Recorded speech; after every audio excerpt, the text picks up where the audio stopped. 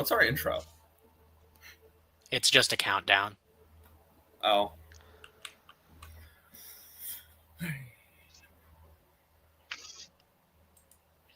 Hello, everyone. Welcome to episode 2 of the Roundtable. Before we actually begin this episode, I do feel I need to put out a disclaimer because of the topic of this video. None of us are soldiers. I've been in a deadly scenario before in my life, and I will answer what that was in the comments if you care to ask.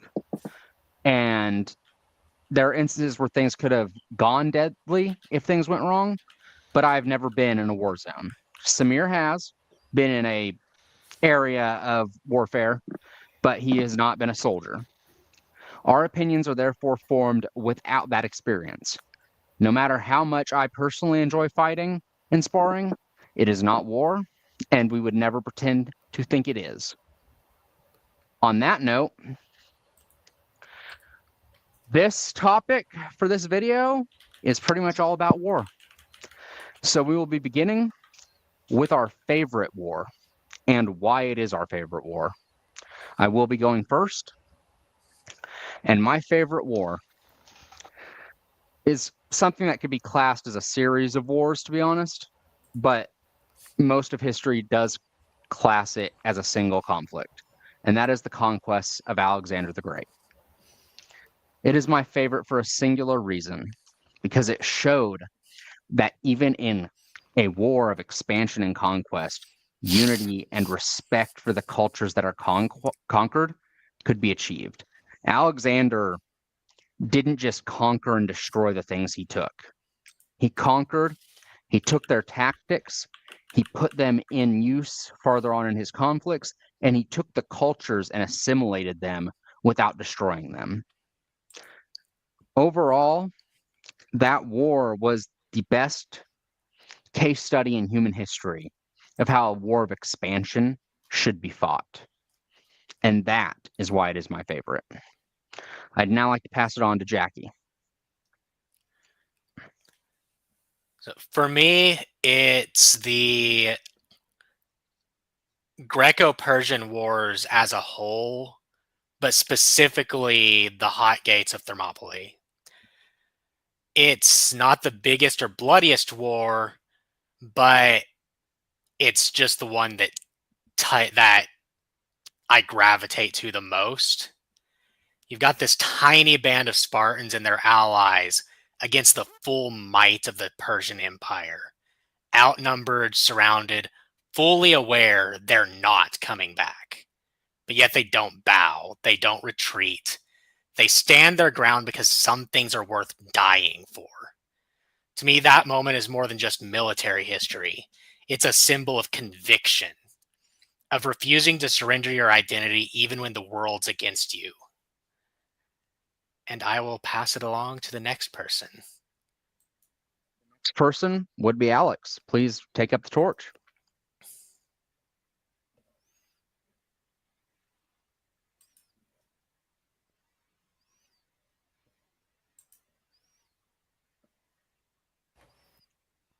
Alex? Is Alex there? Testing. Technical difficulties. Does he have them? Yes, can you hear me? Yes. Oh, minor audio issues, my apologies. So anyway, as I was saying for the first 10 seconds, that my favorite war would be the First World War. Because contrary to the war that followed after it, such as the Second World War, or the one that preceded it, at least in the case of Europe being the Franco-Prussian War, is that the First World War was the swan song of an entire era.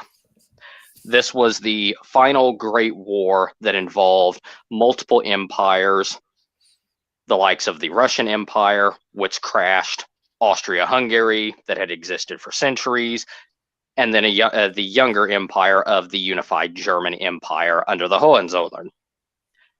And it was when the old tactics of the old world and the industrialized brutality of the new world were wed together in an unholy union where the flower of youth and beauty was for the first time violently crushed down, and the dream of chivalry died with it.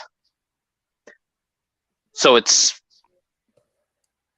terrible and grand and beautiful insofar as it brought an end to the dream that had existed since the Middle Ages.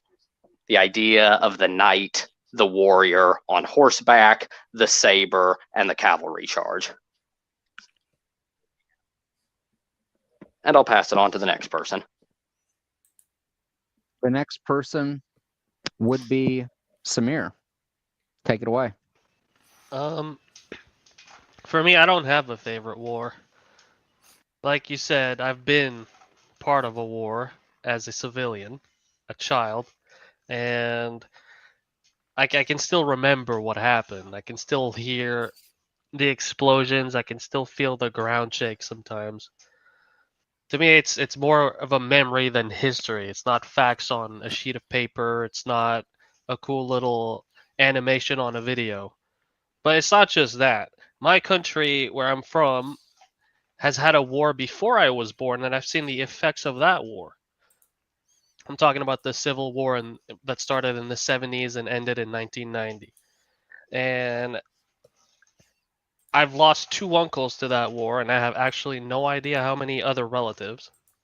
And even those who survived have had difficulty reintegrating to society.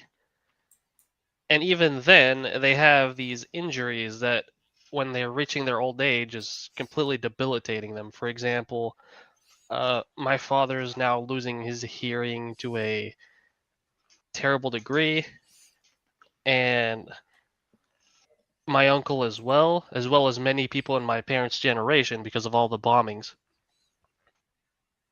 That's not to mention people who are missing limbs, people who turn to addictions. I even knew this fellow in my hometown who took a bullet to the brain, and it exploded into shards inside the brain. Somehow he did not die. But honestly, he probably wished he had, because the guy went insane and was in constant pain. So for me, I've grown up with the long-term effects of a war, and then I've felt a taste of war as it's happening. So I cannot, in good conscience, have a favorite war. And that's my answer. Wonderful message. I would like to pass it on to Nick to end out our intro. Okay. Please take it up. My favorite war is the series of conflicts dubbed the Revolutions of 1848, also known as the Springtime of the Peoples. Indisputably, the Revolutions of 1848, also known as and henceforth referred to as the Springtime of the Peoples, Springtime of Nations, or, if I want to have brevity for the sake of everyone's ears, the Revolutions. They were a series of Republican, nationalistic, and liberal revolutions across much of Europe, beginning in Italy. They aimed to unite nations and overthrow the authoritarian governments in exchange for a government led by the people. The first thing about them, why did the people's winter thaw into a spring? Other than the continuous threats to authoritarian regimes, such as demands for political freedom, freedom of the press, greater democratic representation, and etc., the Hungry 40s fueled discontent against the ruling class, while the Napoleonic Wars had fostered nationalism, culminating in the perfect storm of revolution. The revolutionaries demanded freedom of the press, freedom from serfdom, freedom of their nations, freedom from religion, not freedom of religion. Many revolutionaries were aggressively atheist, plus some level of democracy and republicanism. Now, what did the revolutions cause, at least while they were ongoing? In Italy, the first domino to fall, kings were forced to concede to an exceptionally radical, for the time, constitution, which would later become the foundation for the United Italian Constitution, although only King Charles Albert of Sardinia would keep it after the riots had subsided, codifying it as the Albertine Statute and later unify Italy under it. In France, the February Revolution brought an end to the July monarchy and brought into power the Second French Republic, in which Louis Napoleon Bonaparte would be elected president and then self-coup to establish the Second French Empire, which would last until the end of the Franco-Prussian War in 1871, where he would be overthrown and replaced with a Third French Republic.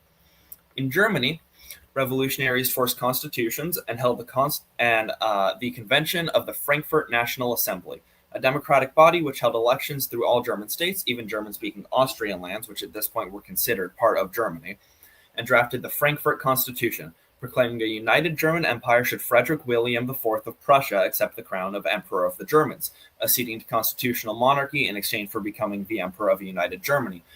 The Kaiser refused this offer, disparaging the crown from the gutter, both due to realpolitik and due to the fact that if the people could bestow a crown, the people could then take one away, and engaged in many bloody struggles to fully quell revolutionary sentiment within Germany, and in the end, reaction was victorious.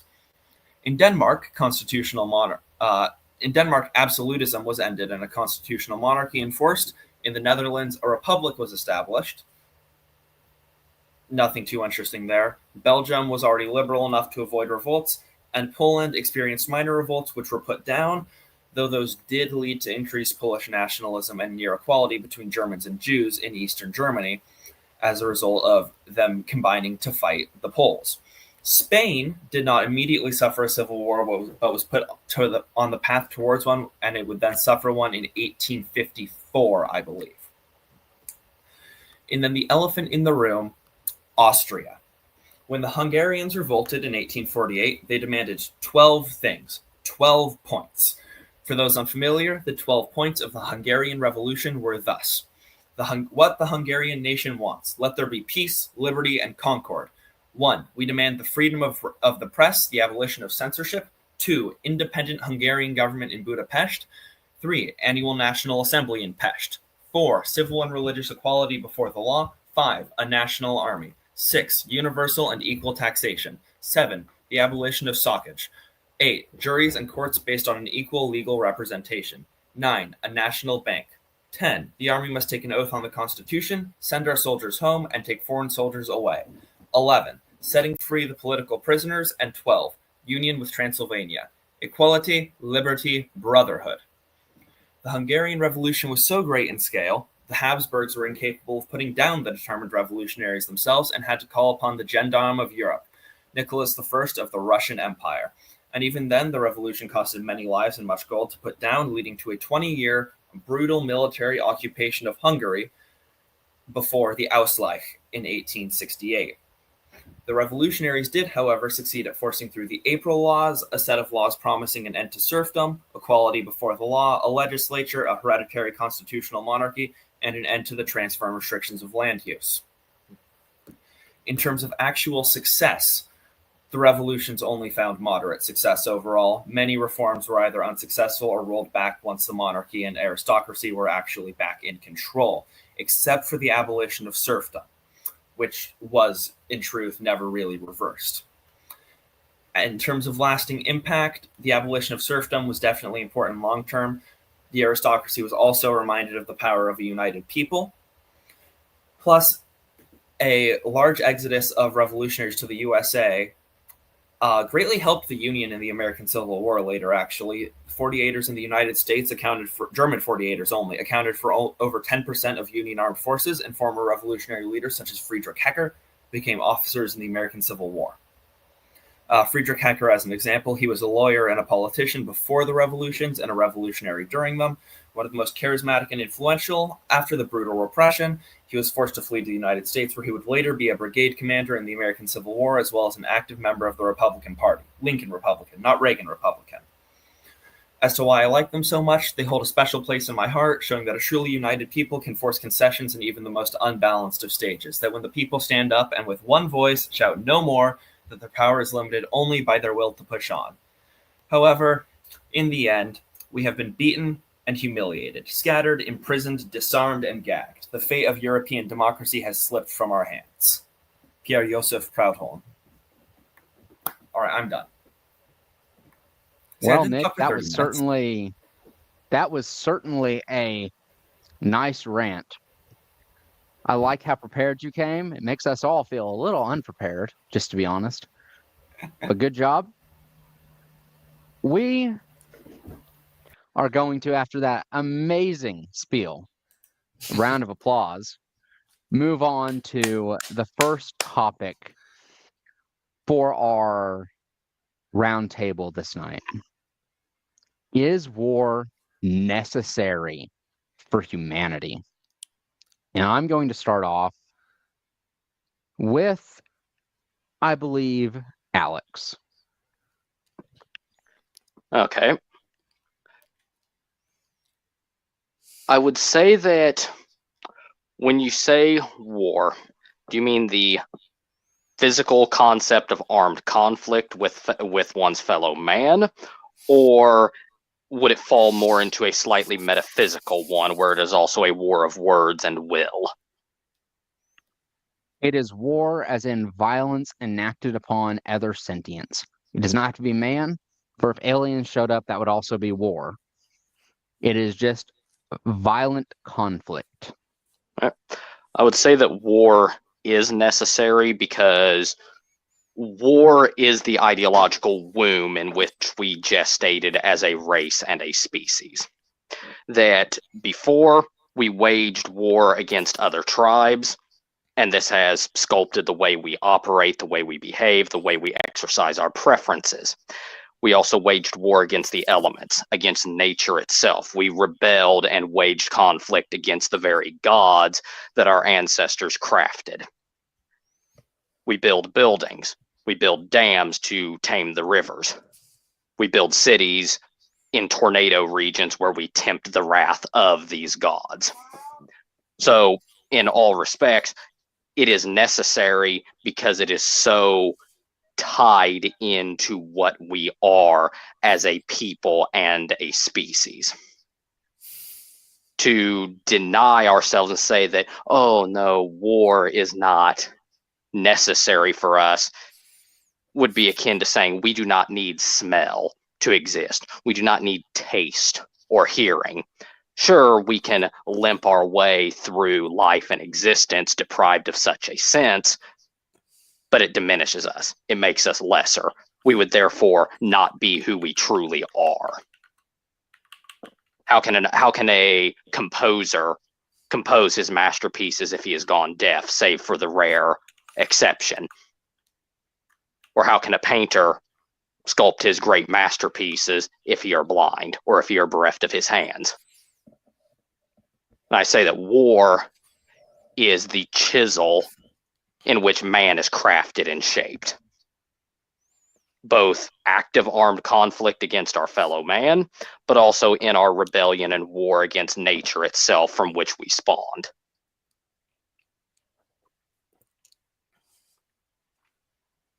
And I'll leave it at that. That was a good one. I'd like to move on to, let's go ahead and go with Sam. Sure. I'll try to be objective here, because I could probably go into a spiel about how all it leads is to harm, but as humans, my mind already knows this. As humans, our nature is to seek conflict, that we cannot help ourselves. It's been millions and millions of years of evolution that made us into effective killing machines. At first, we used to fight animals for territory, and then we started fighting each other. Until we've reached a point where we can just push a button and destroy an entire city with ease. That's how good we are at it. Is it necessary, though? I would say seeking conflict itself is necessary. War, on the other hand, that's a different topic. You can engage in violence against others in controlled settings. We've seen this in combat sports and other places, but we can also find conflict other ways. I mean, I'm sure you've heard of corporate quote-unquote wars, or people engaging in esports, all sorts of things. Even things like beauty contests are a sort of quote-unquote war between people. But in terms of actual war, I don't think people should seek war as an end itself. It should be as a means to an end when all other options are exhausted. Diplomatic, political, or economical. It shouldn't be the first thing people go to, but it should be still on the table because sometimes you can't avoid it. That's my opinion on it. Very well. Well thought out. I'd like to move it to Jacky. So I am coming at this from a religious perspective. War is inherently not good. Death, destruction, suffering, they're not blessings, they're consequences of a fallen world. But God has allowed war at times to tear down evil, to restrain wickedness, and to clear a path for something better to rise. Like a good example of this would be Israel's conquests of Canaan. It wasn't about glory, it was about cleansing the corruption and idolatry of the land. War also forces civilizations to confront who they are.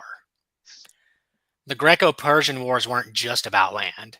They were about whether Greece would remain Greece. Thermopylae and Salamis, pronunciations suck, gave us the preservation of Western identity. Without those victories, philosophy, art, and even Christianity's eventual spread would have looked very different. And this isn't about glorifying bloodshed, but it is a fact, indisputably so, that war accelerates innovation. Medicine, technology, even political philosophy often take giant leaps because war forces societies to adapt. The downside is absolutely horrific, but the aftermath leaves humanity with tools, ideas, and resolve we wouldn't have otherwise. So if you believe in absolute good and evil, like I do, I think all of us here believe in that concept, then at some point, good has to resist evil with force. Nazi Germany wasn't going to be talked out of exterminating millions. Persia wasn't going to let Greece exist free. Sometimes war isn't about conquest, it's about drawing a line in the sand and saying, this far, no further. That said, every life lost matters. If humanity could refine itself through peace, that would always be the better road. But history shows us over and over again that without war, evil powers would dominate unchecked. So in that sense, war has been proven to be necessary for the betterment of humanity, even if it's a tragedy every time.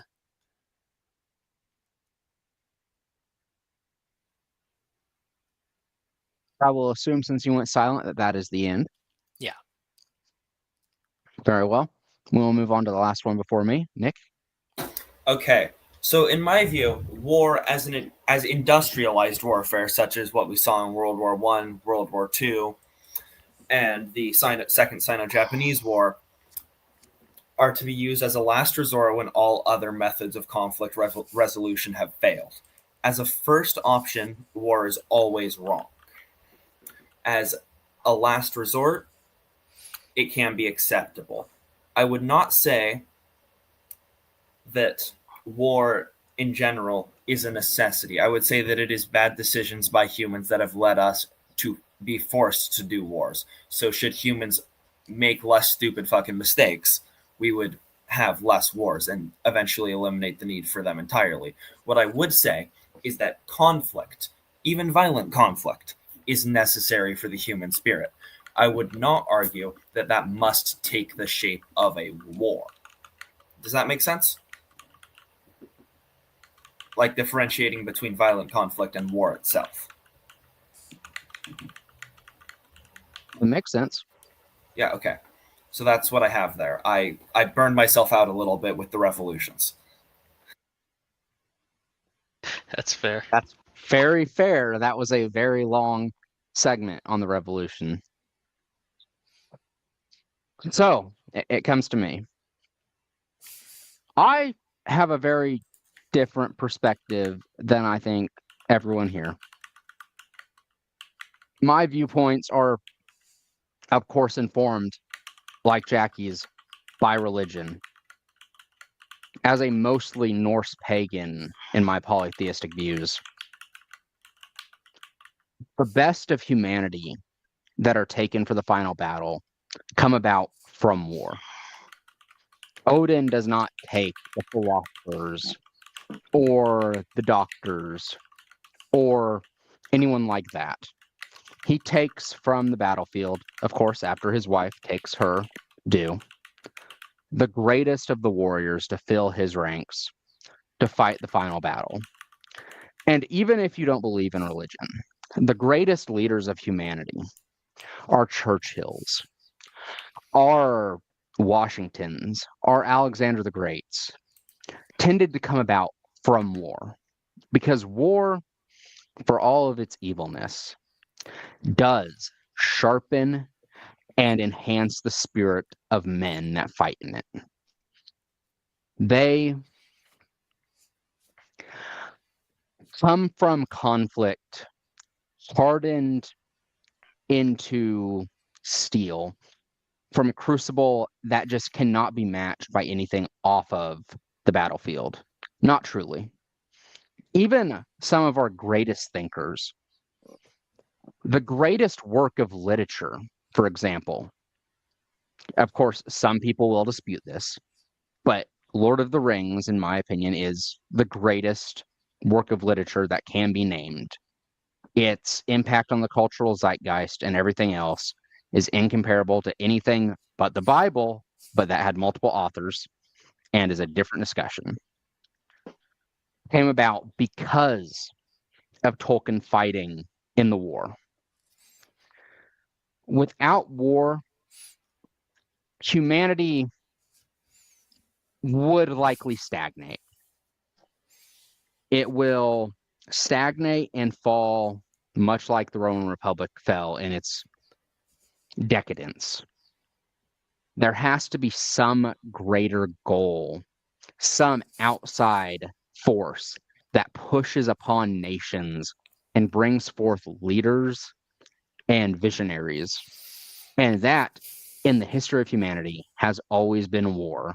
And therefore, it will always be necessary for war to fuel humanity. And that is what I have for it. I would like to bring it to an open discussion. Anyone in the comment section that has questions can ask them. Let's go ahead and open it.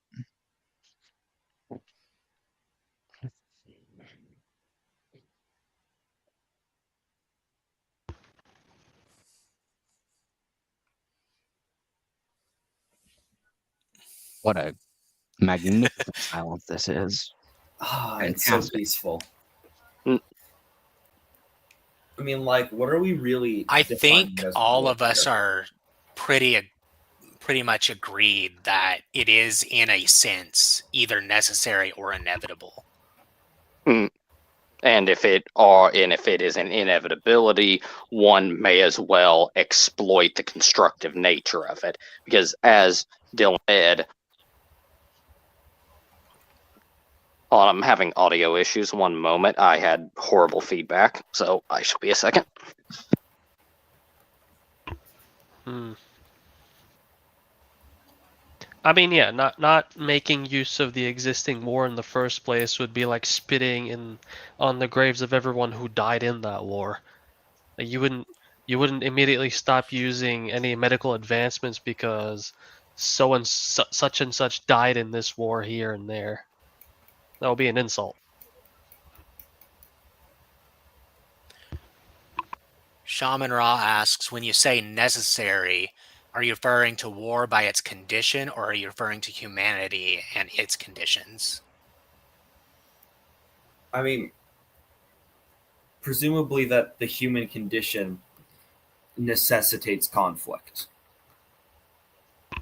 That is what I am referring to by this question. And I probably should have phrased the question better. And I will take that into advisement as this podcast goes along in the future Yes. to better phrase questions. Yes, because there's a difference between industrial scale war and violent conflict, you know? Particularly if it's in a ritualized context where it mitigates the unfortunate wastage that is common in all sorts of wars, but has been elevated from being a mere paltry tribal god of destruction to an absolute eldritch abomination of death and destruction. Yeah. Where instead of dozens of women and is children, to be touched on in a later segment. all right. Carlos says, sometimes you might need to go to war, but let's remove aliens from the equation for a moment. War is human failure. I will not deny the good it does, but it comes about because something went wrong. Yes, if something has necessitated... Well, Dylan, you can answer in a moment, but I will answer on my opinion for this. Yes, for war to be occurring, then every other reasonable option of diplomacy must have failed. Or be presumed to have failed, because the regime is not going to accept it, such as just like politely telling the Nazis to stop killing Jews. Or the Russians to stop taking over countries. I would disagree. I do not consider war happening to be human failure. Even in the divine, war will happen. It is not a human failure for war to happen. And in fact, it does not require a failure of even the systems for war to happen. War can happen for reasons beyond anything like that. It can happen for reasons... Actually, if there are no other questions that someone else has, this would move us perfectly on to our next topic. Oh boy. On which casus belli are acceptable to wage war. I would like to give it 1 minute for anyone to respond with questions they may still have about this topic. Make sure to explain what casus belli means. Yeah.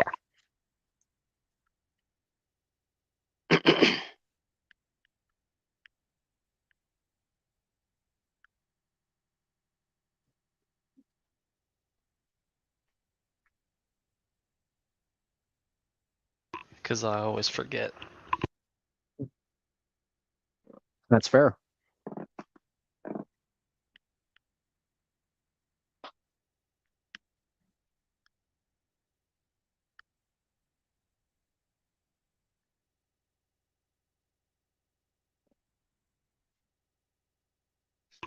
I almost gave an answer myself and realized we would be going into that particular segment soon, so didn't want to ruin it. Also, for any watchers, if my mic picks up shortness of breath like last time, I would like to apologize. I do smoke a cigar during these streams, and it tends to catch up my exhales from smoking.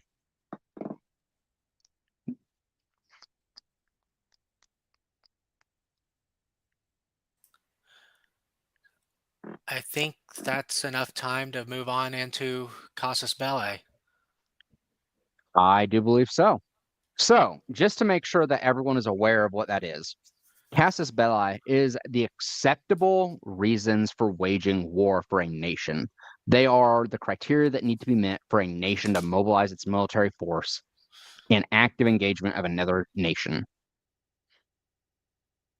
I'm pretty sure that covers the bulk of it, right? Mm-hmm. Justification for war. Yep. Yeah. Cause for war. And for this, I think I'd like to start with Nick. So, in terms of a war, I would say a casus belli is acceptable when all peaceful means have been exhausted. So, for instance, if telling Japan off a billion times and embargoing them isn't enough to get them to stop invading China, referencing the Second Sino-Japanese War, then war is your only recourse.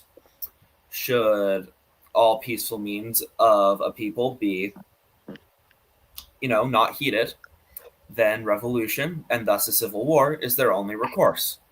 My belief on an acceptable casus belli is thus quite simple. When all peaceful options have been exhausted, then it is time for war.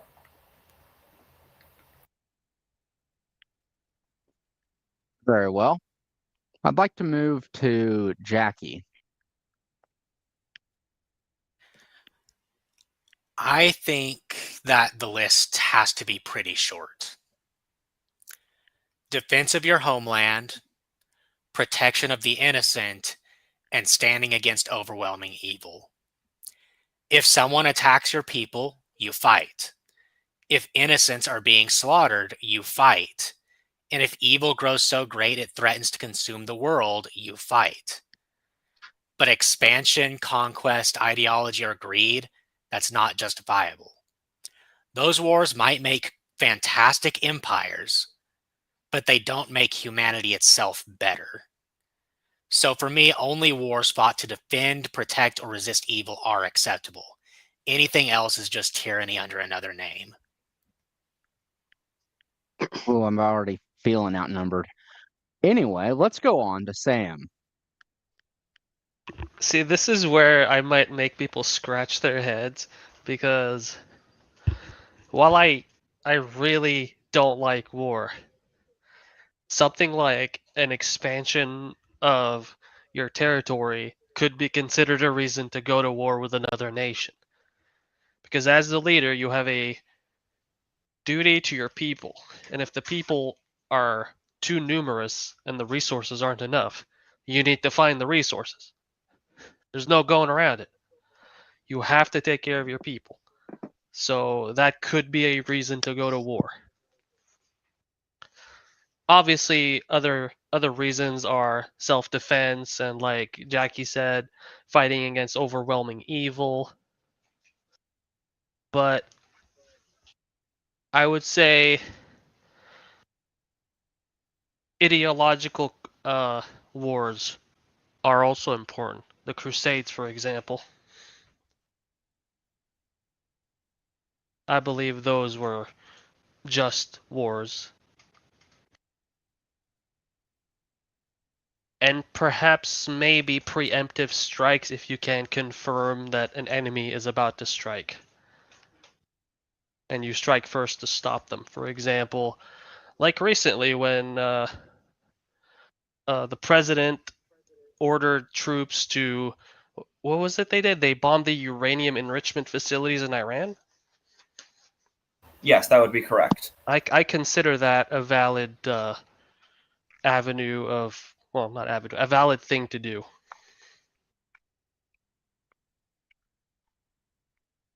Though it could have caused war.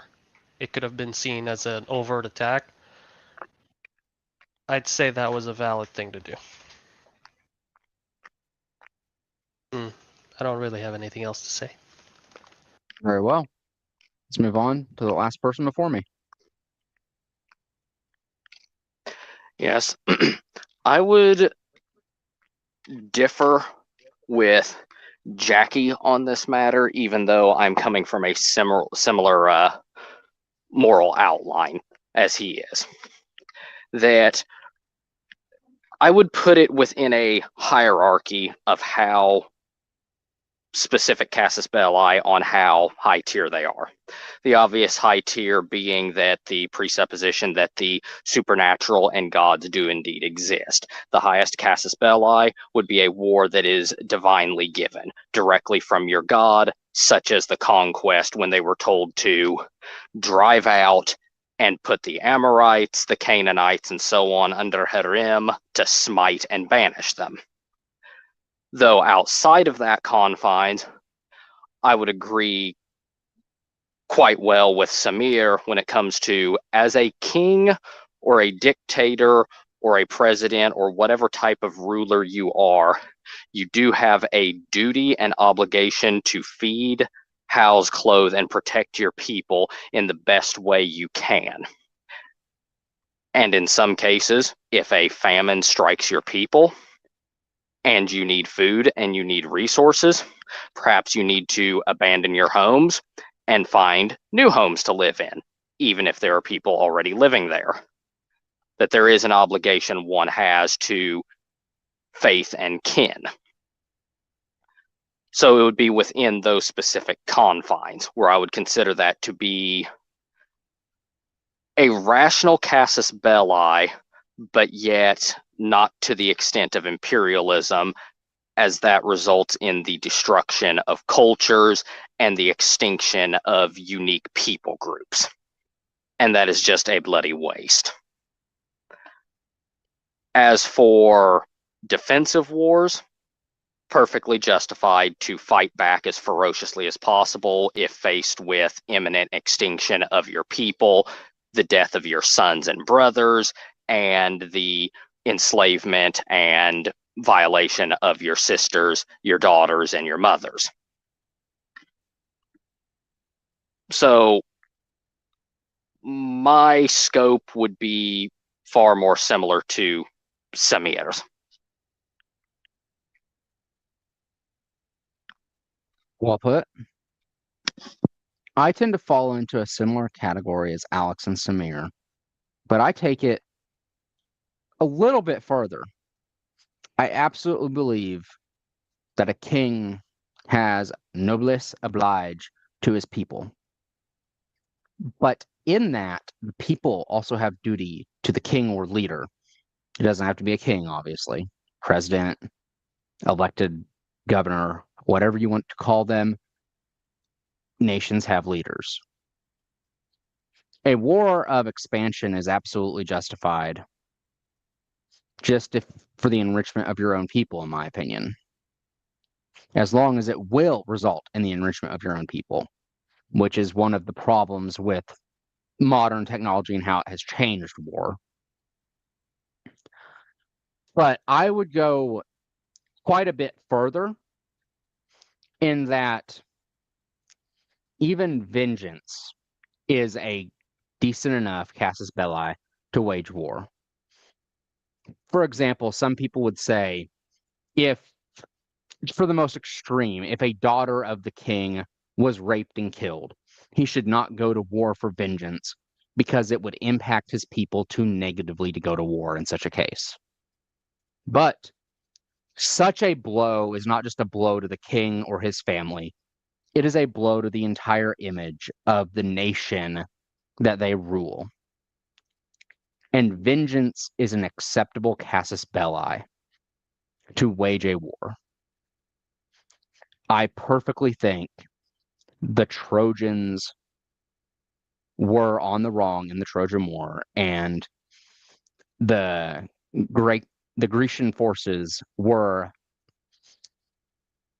in the right to attack over the stealing of another man's wife.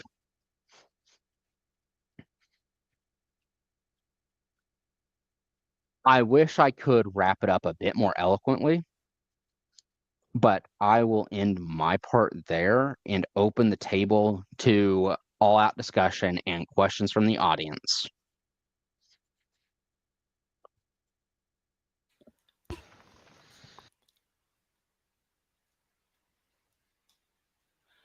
So I would say that there are certain ideological conflicts that would fall under standing against evil.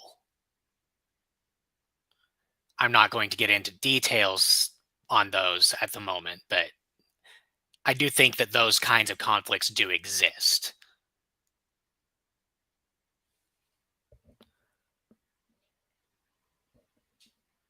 We actually do have a question in the chat. Shaman Ra asks, so, war is logically sound in the act of theft of another because your nation is failing and or impeded. Do it a need to provide for your people. A king, above all else, a leader above all else, has a duty to his nation above everything else in the world. So yes, if he must ransack another nation to provide for his people and stabilize his nation, it is perfectly within a justifiable right for him to do so, in my opinion. I would push back against that. I would say that he needs to do everything in his power to fix the situations within his land. Turn to trade to feed his people. He doesn't have to invade another land. It would only be if all else fails that he looks outward to answer the internal problems. I do understand where you're coming from, and I mostly agree. But if it has reached such a level that his people are actively starving to death, then it has reached a level where the people would suffer for such a long-term period to get things restabilized, that if he has the military force needed to take a smaller nation beside his own and re-stabilize his nation, then he should. Because above all else, above his duty to his own morals, his duty to anything, his duty is to the safeguard of his people. But will not doing this also create a long-term enemy in the nation that you just invaded and ransacked, and they will thus reciprocate? Not if that nation no longer exists. So my pushback on that would be that if a nation has reached such a state under the ruling of this king, then he has failed his people already, and his people would be justified in rising up to overthrow him. But what I would if this disagree. is a prince that has inherited from his father? Well, then he must do everything in his power to fix it before resorting to war. I would like to open the table to Sam because he actually disagreed. Wars. We are still talking about wars in the past, right? Because we are talking about kings and leaders and such. I There suppose are We're talking kings about and war in leaders. general. Well, At this point. in today's standards, I guess this probably wouldn't apply with all the technology we have. But in the old days, if there's a crop failure, famine follows, and there's absolutely nothing a king can do to stop it, beyond exhausting his financials to try to feed his people. So in that sense, in that specific case, I would think war is justifiable, and it's not the failure of the leader. It's simply the world. Like it's like you can't really blame the world for causing a famine, like a blight on the crops, they're done for, or a crop failure. They'll try their best to substitute foods, but in the end, you can't really blame the leader for that one. That may have been a problem in the past, but it no longer is. Oh, now As now long it's as no you're- longer a problem. Yes. I actually disagree. I disagree. It is no longer a problem for some of the big nations of the world.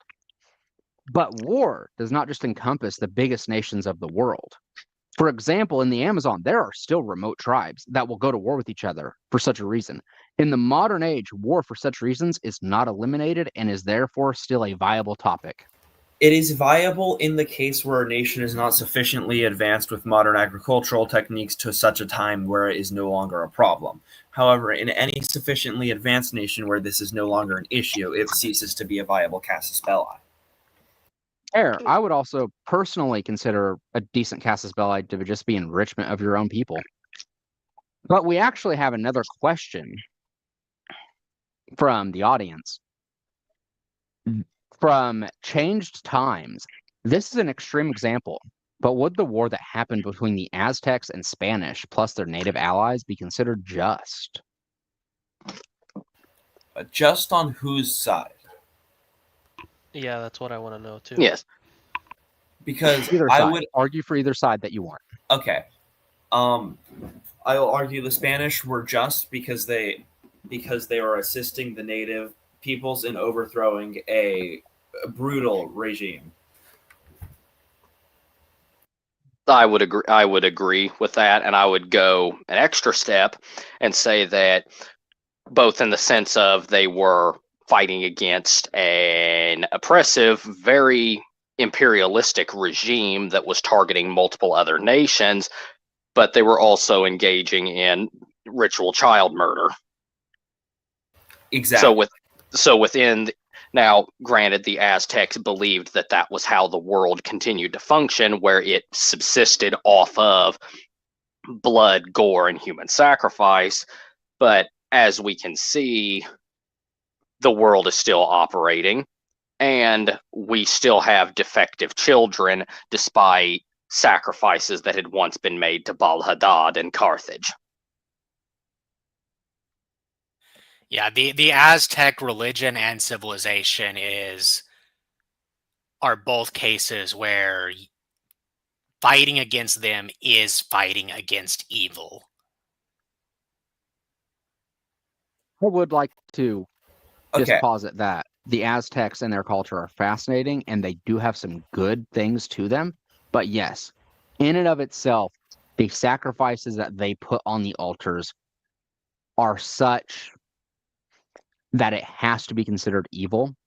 For example, I don't remember which god it was. I think it may have been their god of rain. And I am never going to be pronouncing their god's names correctly, so I'm not even going to try. Quetzalcoatl?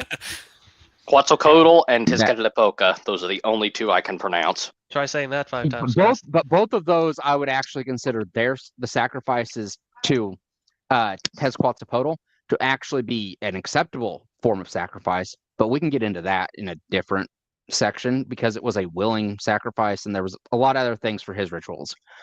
But their god of rain, it was the sacrifice of young children, and they were tortured until they cried endless tears before they were sacrificed. And in no norm is that acceptable. And in every case of human morality, that should be a cause to go to war to end that.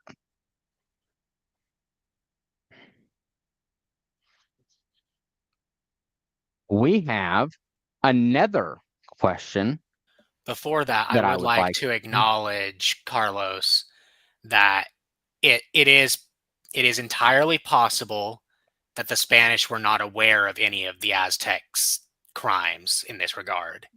So there is Well, nuance in whether they were justified or not. It is actually rather proven that they were invited openly into the cities and witnessed the sacrifices before the war began. Okay, I was not aware of that. Thank you. Which gives me no sympathy for the Aztecs wiped out by the plague in Tenochtitlan. Yeah, such a loss of knowledge, though. So many cities that were lost.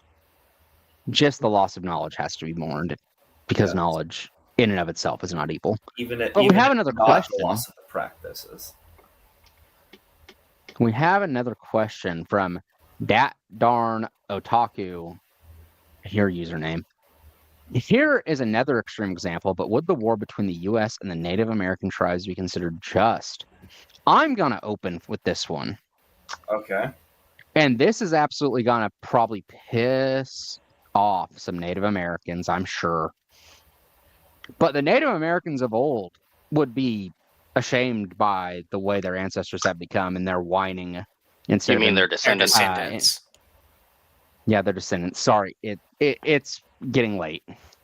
The way their descendants have become, and they're just whining instead of embodying the traits that they actually celebrated. And also, I would consider it justified because the Native Americans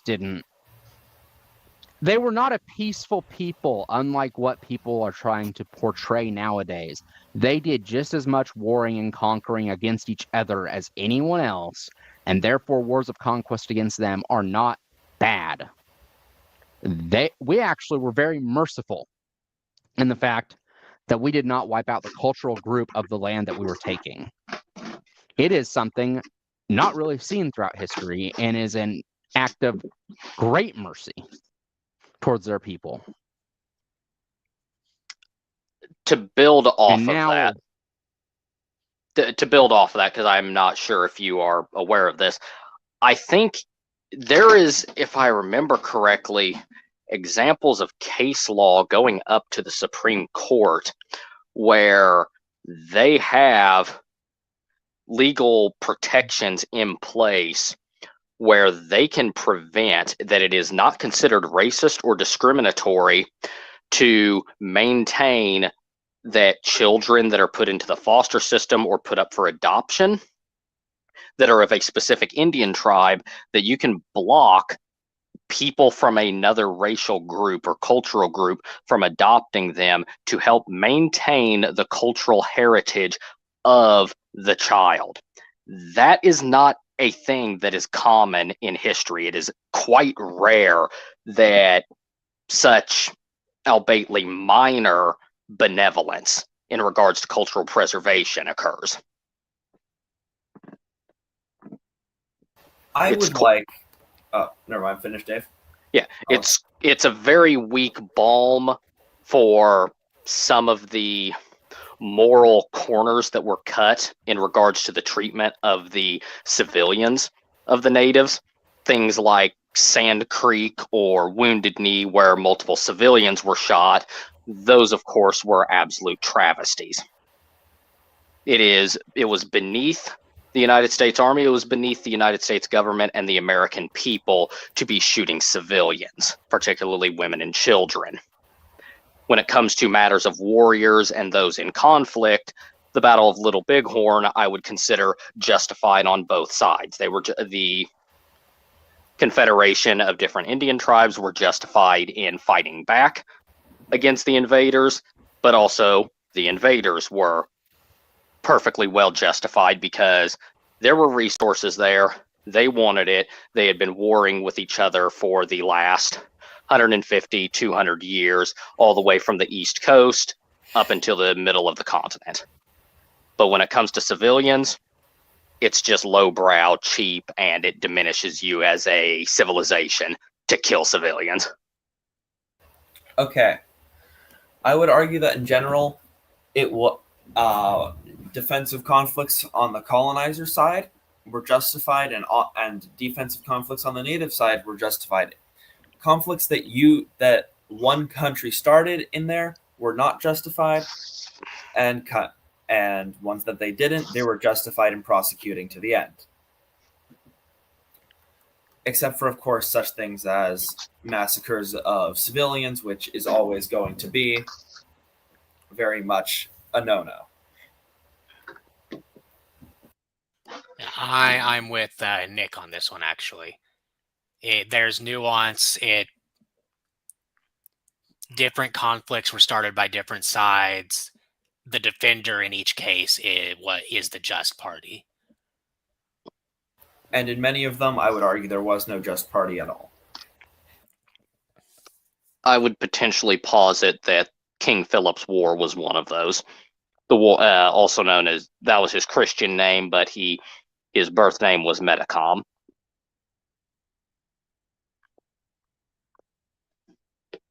I don't think we have any other questions in the chat about this. That darn Otaku said he disagreed with me, but he never elaborated on his point. If we could, I'd like to go back to one of the things that you made what you would consider a just casus belli earlier. All right. That one was when it came to, you posited a princess being raped and or killed. I would actually disagree with it because of how we observe such things occurring in smaller scale on a tribal level. We see that Bedouin tribes will, even up until the early 1900s, nomadic Bedouin tribes would wipe each other out completely if a single daughter from one of the tribes was assaulted by a man from the other tribe. And it was because they didn't have agreements set in place, which was that what's the right word? There would be no mercy involved. The man who does such a thing shall surely be put to death. This is also why in the documents we find of another tribal group, or who claimed to be a tribal group, the Israelites, they were very unforgiving when it came to matters of sexual assault. save for if it was to stave off conflict and war. Now, fact check me on this, Jacky, because I'm pretty sure you would remember this better than me, but such an event did occur when one of Jacob's daughters was assaulted. They were supposed to bury the hatchet, and his sons decided otherwise, and he was very cross with them. Yes, that would be correct. Yes. That it resulted in multiple men of the retinue of the man who did the assaulting. They ended up dying, and it was a matter of treachery that they underwent circumcision, and while they were still recovering from it, his sons killed them. And that reflected horribly upon the reputation of Israel and his sons. And that is not a good thing when you're a patriarch. What your sons do reflects upon you, it reflects upon your entire tribe. I would like to interrupt you because I do think the example you are using is a very, very bad one. You do not mete out your vengeance through dishonor and through the breaking of treaty. To posit that as your basis for the argument is a very bad argument. That wasn't my positing. That was just one example, and I offered greater elaboration on it. My overall point is that it is far less bloody, but it still satisfies justice if there's an agreement that if a son is found duly guilty of assaulting a woman from another tribe, that you're to turn your son over and he is to be swiftly killed. If one does not surrender their guilty son over, they're violating the concepts of honor and justice for the sake of a guilty family member, which is a level of selfishness that a patriarch ought not have, because if they roll the dice and fail, they die, their sons die, their brothers die, their nephews die, and their daughters and their sisters will be subjected to the same horrors that the one daughter did, that they will be forced to wed those against their will.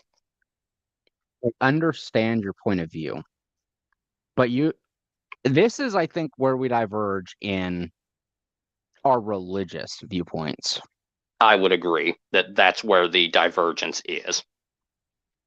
Vengeance for your family, for your people, is a sacred duty. It is a duty that the patriarch and that the Lord and the Jarl have. It is not so. Again, Jacky, you are a bit of a theologist. Just a bit. In your religion. Correct me if I'm wrong. It is not a sacred duty in Christianity because God is supposed to mete out that. Yeah, vengeance is mine, says the Lord. And this is where we heavily diverge because of our religious viewpoints. I do not bow to Yahweh, no matter that he is a deity worthy of respect. And therefore, I do not follow his rules on vengeance. Do not turn to the gods for the work of man. The work of man should honor the gods and be something for them to view and judge you over. And vengeance is something worth war in this scenario. I would say, of course, that if you can get them to hand over the son for a duel, the son, the person, whoever did it, for justice, a duel, what have you, that is a much more worthy route to take. Lay down the circle, kill him, have it be done. But if they don't, it is very much acceptable to go to war over this, in my opinion.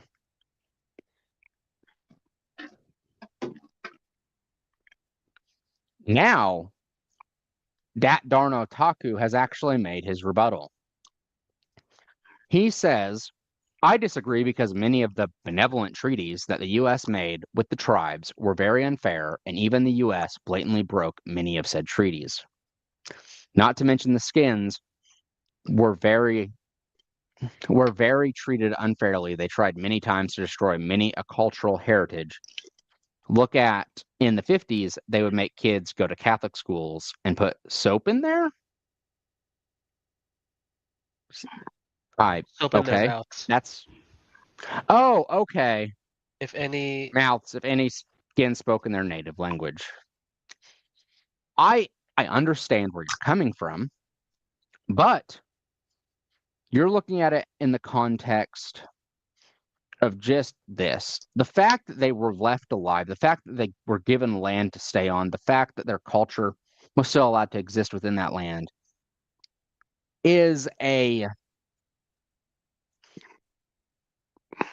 I can't think of anything in human history where it has happened besides Alexander the Great, where he did it much better, by the way, with the assimilation of culture.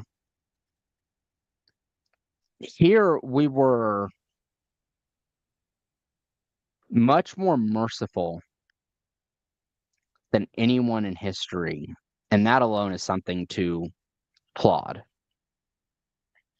When it comes to a taking of territory for you to settle on. And if you are trying to narrow the scope, I absolutely agree. Breaking treaties is dishonorable. There should be consequences for it. The person that ordered the breaking of the treaty should be executed, to be honest. But there's also cases where treaties are broken. It is a much more nuanced topic. And I don't really think we have the time to fully go into it. But I would like anyone else on the table, if they wish to try to respond. And yes, Roman assimilation was also decently solid, though less so than Alexander's, in my opinion.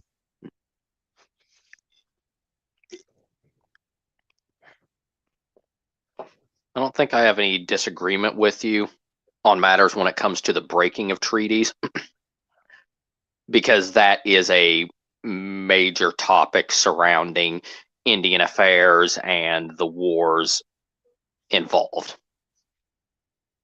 That alone is a topic to cover hours. Yes, because there are examples of at least a few treaties that were broken by the Indians, and that led to conflict. But there are also many, many ones that were broken either by the US government or they were broken by the citizens who were migrating west. They end up clashing with defensive bands of Indian tribes. Sob story comes out where civilians got killed or women got stolen away, and thus it sends them in an uproar. The military goes out, and then it escalates to a conflict. Treaty gets ignored. Many examples of this. Chrono Talk, you made another point that I would like to address real quick. But man, I am man, for anyone wondering. That is my Discord handle, and that's where he knows me from. The lands that the U.S. chose were unfertile lands, and the U.S. knew that. And they especially made warriors who were hunters be farmers. And I understand that. And forcing a warrior to not be a warrior is repugnant to me. But they were still given lands instead of just wholesale slaughtered. And that in and of itself, in the wider purview, is a huge mercy.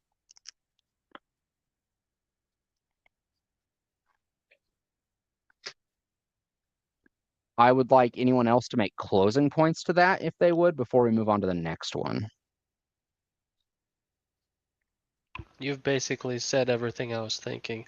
It was common practice to kill off all the enemies and then usually take their women. Yeah, and we could keep talking about the specifics of U.S. Native American interactions for hours and never come to an agreement. Very true.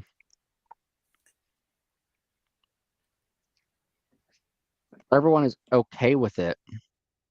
I'll give 30 seconds to make sure that no one else has a thought pop into their head, and then move on to the next topic. Yeah, I'm okay with it.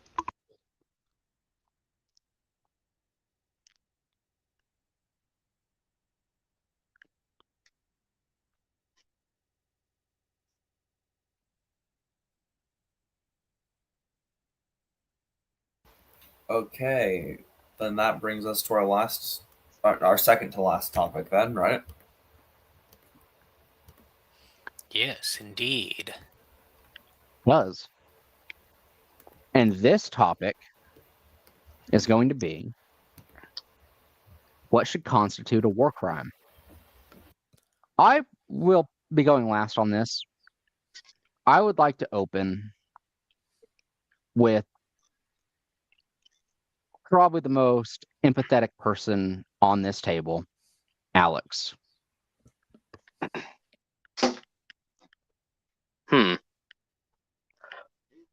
This is one where I may need to kind of talk through it aloud because there are examples of things that I would otherwise consider to be war crimes, but I wouldn't consider them so if they were divinely instructed, such as, for example, the desecration and destruction of idols. We have examples of destruction layers of the entire city of Hatzor in Canaan being destroyed, and the single largest idol we've ever found in the region had its hands and head cut off, and it was smashed into hundreds of pieces with hammers. And all other idols in the region of that city was desecrated. Assuming, of course, that this is the destruction layer of Joshua's invading armies. So desecrating and violating temples, I would not consider a war crime in and of themselves. One that I think would be should explicitly be false surrender, because it is a violation of the honor system, and honor is the only thing in warfare that separates us from the beasts. And that is something that all warriors and soldiers must aspire to, which is to not descend into the bestial. Even when the red mist of fury and bloodlust blinds you to it, there must be that one thread. And that one thread is the honor system. Both the Germans and the Soviets did it in the war in the East. They both violated it, and we can see the brutality and inhuman nature of both sides in that conflict. So, false surrender as one. Anything of falsity, it includes a false flag, or a false flag of peace. Let me rephrase that. Incorrect terminology. A false white flag of peace. And then you kill the emissaries or you slaughter the leader of the opposing army. I also would include the intentional targeting of the next generation. I don't mean indiscriminately bombing industrial targets where you need to shatter their industrial capacity. I'm talking about the explicit targeting of women and children to cause demographic destruction of another race or another culture. So genocide. Yes. But I was talking more in the confines of, say, like an Iron Age context, but extending that to an industrial scale, we get things such as the Holocaust, the Armenian genocide, and other such examples of genocidal acts. Those would probably be the main three criteria. The intentional targeting of non-combatants on grounds of extermination, and then things to do with treacheries, lies, and breaking of oaths.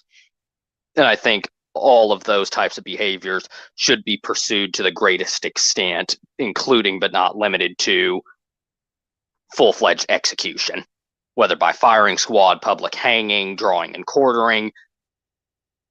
Death must be the price.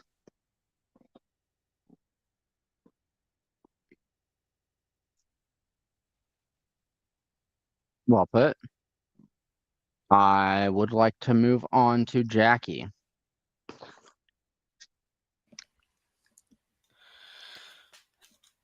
Okay, so We need to establish some core principles first. Any act that intentionally strips people of basic moral worth, like torture, slavery, mass murder, the deliberate targeting of civilians, medical personnel, prisoners, or aid workers is inherently criminal, though intent or recklessness does matter. Attacks that fail to distinguish combatants from non-combatants or that use force wildly disproportionate to the objective should be criminalized.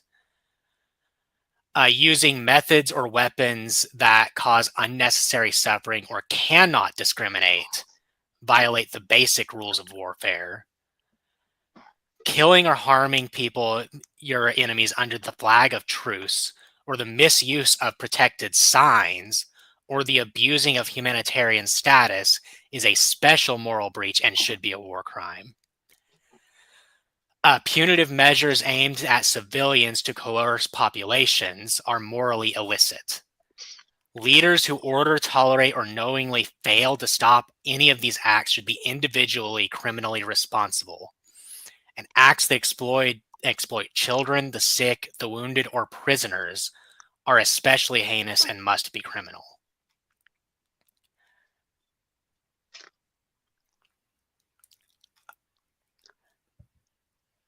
I think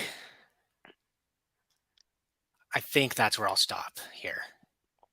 I can discuss more later. Very well put. In that case, I will move on to Nick. I, for the most part, agree with Alex and Jacky, but as a whole, I think the Geneva Conventions honestly have most of it down right. Biological weapons, due to their inability to discriminate, should be criminalized. Chemical weapons with an inability to discriminate should be criminalized. Attacks with a desire to blind someone without actually trying to kill them should be criminalized, like using a laser to surgically blind enemy soldiers without killing them. That should be criminalized. In general, this is the one time I don't think one of the few times I don't think the United Nations has dropped the ball.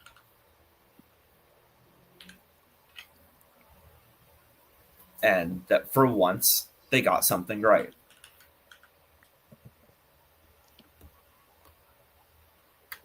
Would that be your stance? The Geneva Conventions pretty much have it right? Yes. Specific edge cases I might need to deliberate on, but in general, I think the Geneva Conventions have it correct. Okay. A stance I will be disagreeing with, I'm sure. But before that, I will move on to Sam. I've heard you guys say targeting women and children is a war crime. But what if, for example, as your own troops have seen in places like Iraq and Afghanistan, what if the women and children are housing the enemy, as well as holding their weapons in their homes, as well as sending their children towards soldiers with bombs strapped to them underneath their clothes? I would consider that a valid reason to shoot. That would put them that, in. I'm going to interject. That would be part of the discussion, and I would like to keep things a bit organized. Fair enough. And to give your point on what war crimes before we get into discussion. Then I would say use of human shields, ones that aren't combatants, is a war crime. For example, hiding in a hospital. I would say prisoners of war being tortured unnecessarily is a war crime. I agree with you guys when you spoke of using chemical and biological weapons.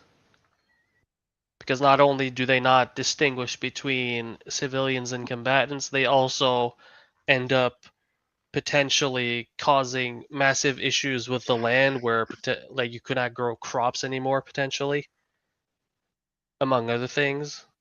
For example, using a nuke somewhere would heavily alter the DNA of every living creature there, if not kill them outright. Or Agent Orange. Yep. And I would say using child soldiers. Recruiting and using child soldiers when you still have an older population. Would I you don't. say that's your list? Well, there's one I'm not too sure about. On one hand, I understand it. On the other hand, logically speaking, it would defeat the purpose of the war. I was denying humanitarian aid. That one I'm not. I don't know if that's a crime or not, in my view. Because oftentimes humanitarian aid ends up in the hands of the enemy combatant instead of the people who need it, the civilians.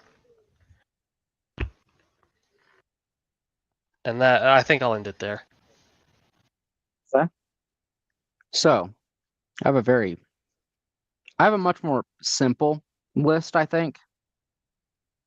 I do agree with chemical weapons, mostly instead of not for the indiscriminate nature, because you can actually use them in a discriminate nature by where you place them, but because they take away from the,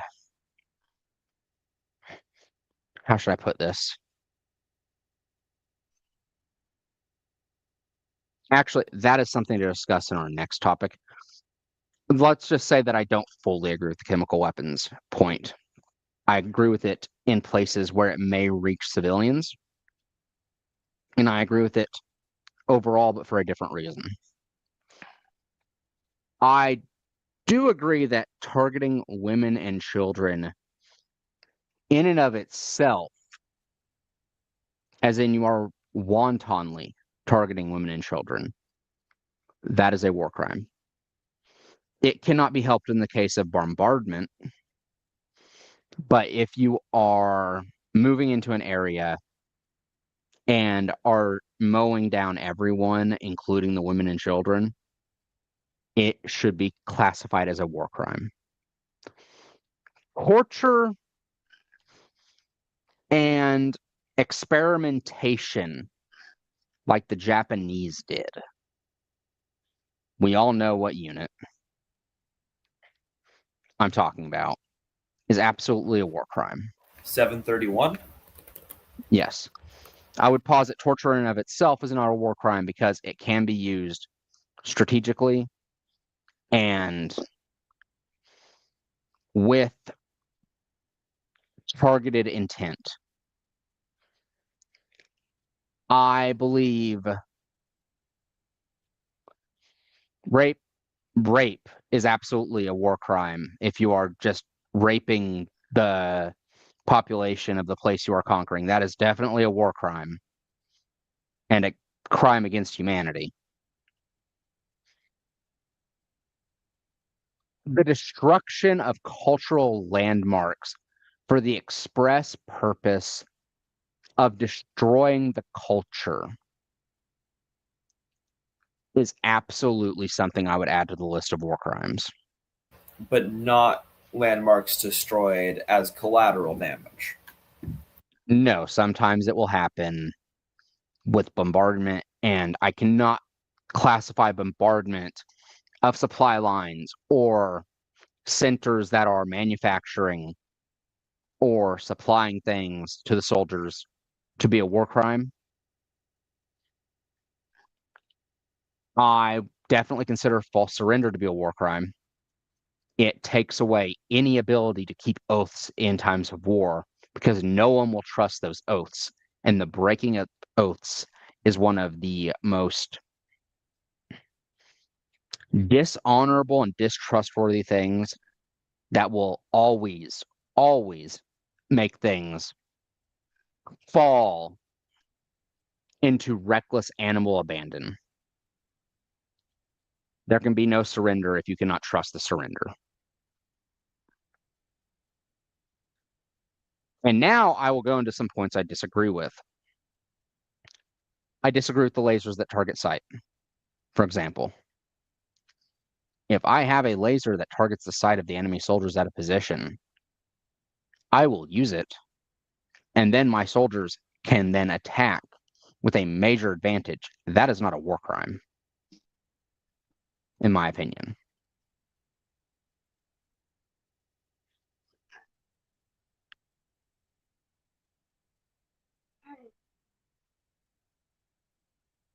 Any rebuttal there? I'm thinking about it. Nick, I do Yes. think biological weapons,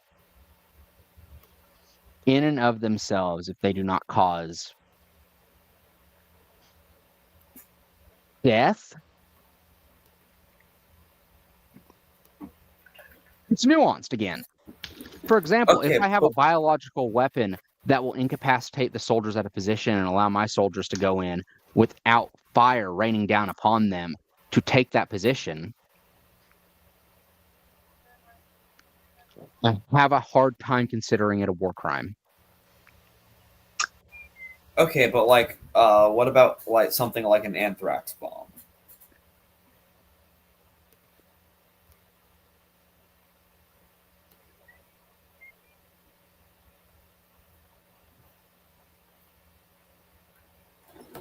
There are better ways that you can attack that position with biological weapons and other things that do not require the anthrax route. Yes, I am trying to give you an example of a disease that causes mass death and suffering if it isn't treated, being used as a, and that is quite infectious as well, being used as a targeted weapon. There we go. Infectious bioweapons that can spread back to a civilian populations in the chance the soldiers retreat. Absolutely a war crime. Okay, no arguments there. If you could Yeah, make no dispute. anthrax something that would not spread, I'd probably take it off the list of war crimes, in my opinion. Would it just go into the like things I don't like but don't want to be a war crime list? Yes.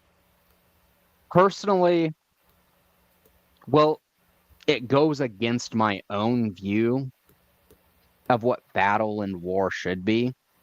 A commander's duty is to get his soldiers home alive no matter what he has to inflict upon the other opposing side. Not the civilian population, but the soldiers against them.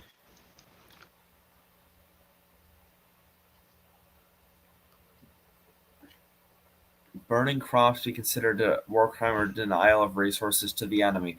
In my opinion, that depends on the motive for burning crops. Like, if you're a defending army burning crops so that your enemy cannot plunder them, then that is not a war crime. But if you're an attacking army rampaging through and burning down the fields and the livestock of the people you are invading, I would consider that a war crime. I would disagree. That also holds a tactical edge. For example, if you're an attacking army and you are attacking in such a way that you are trying to conquer this territory, well, it is a waste of resources. But what if you get pushed back? If you have burnt their crops, then as they push you back, they will weaken and you can regain the momentum. Yes, but things aren't war crimes just because they don't give you a tactical advantage. Like dropping infectious diseases upon enemy soldiers will give you a tactical advantage. Yet we agree that it is a war crime. I understand where you're coming from, but it has to be at a level to where it doesn't really have a justification.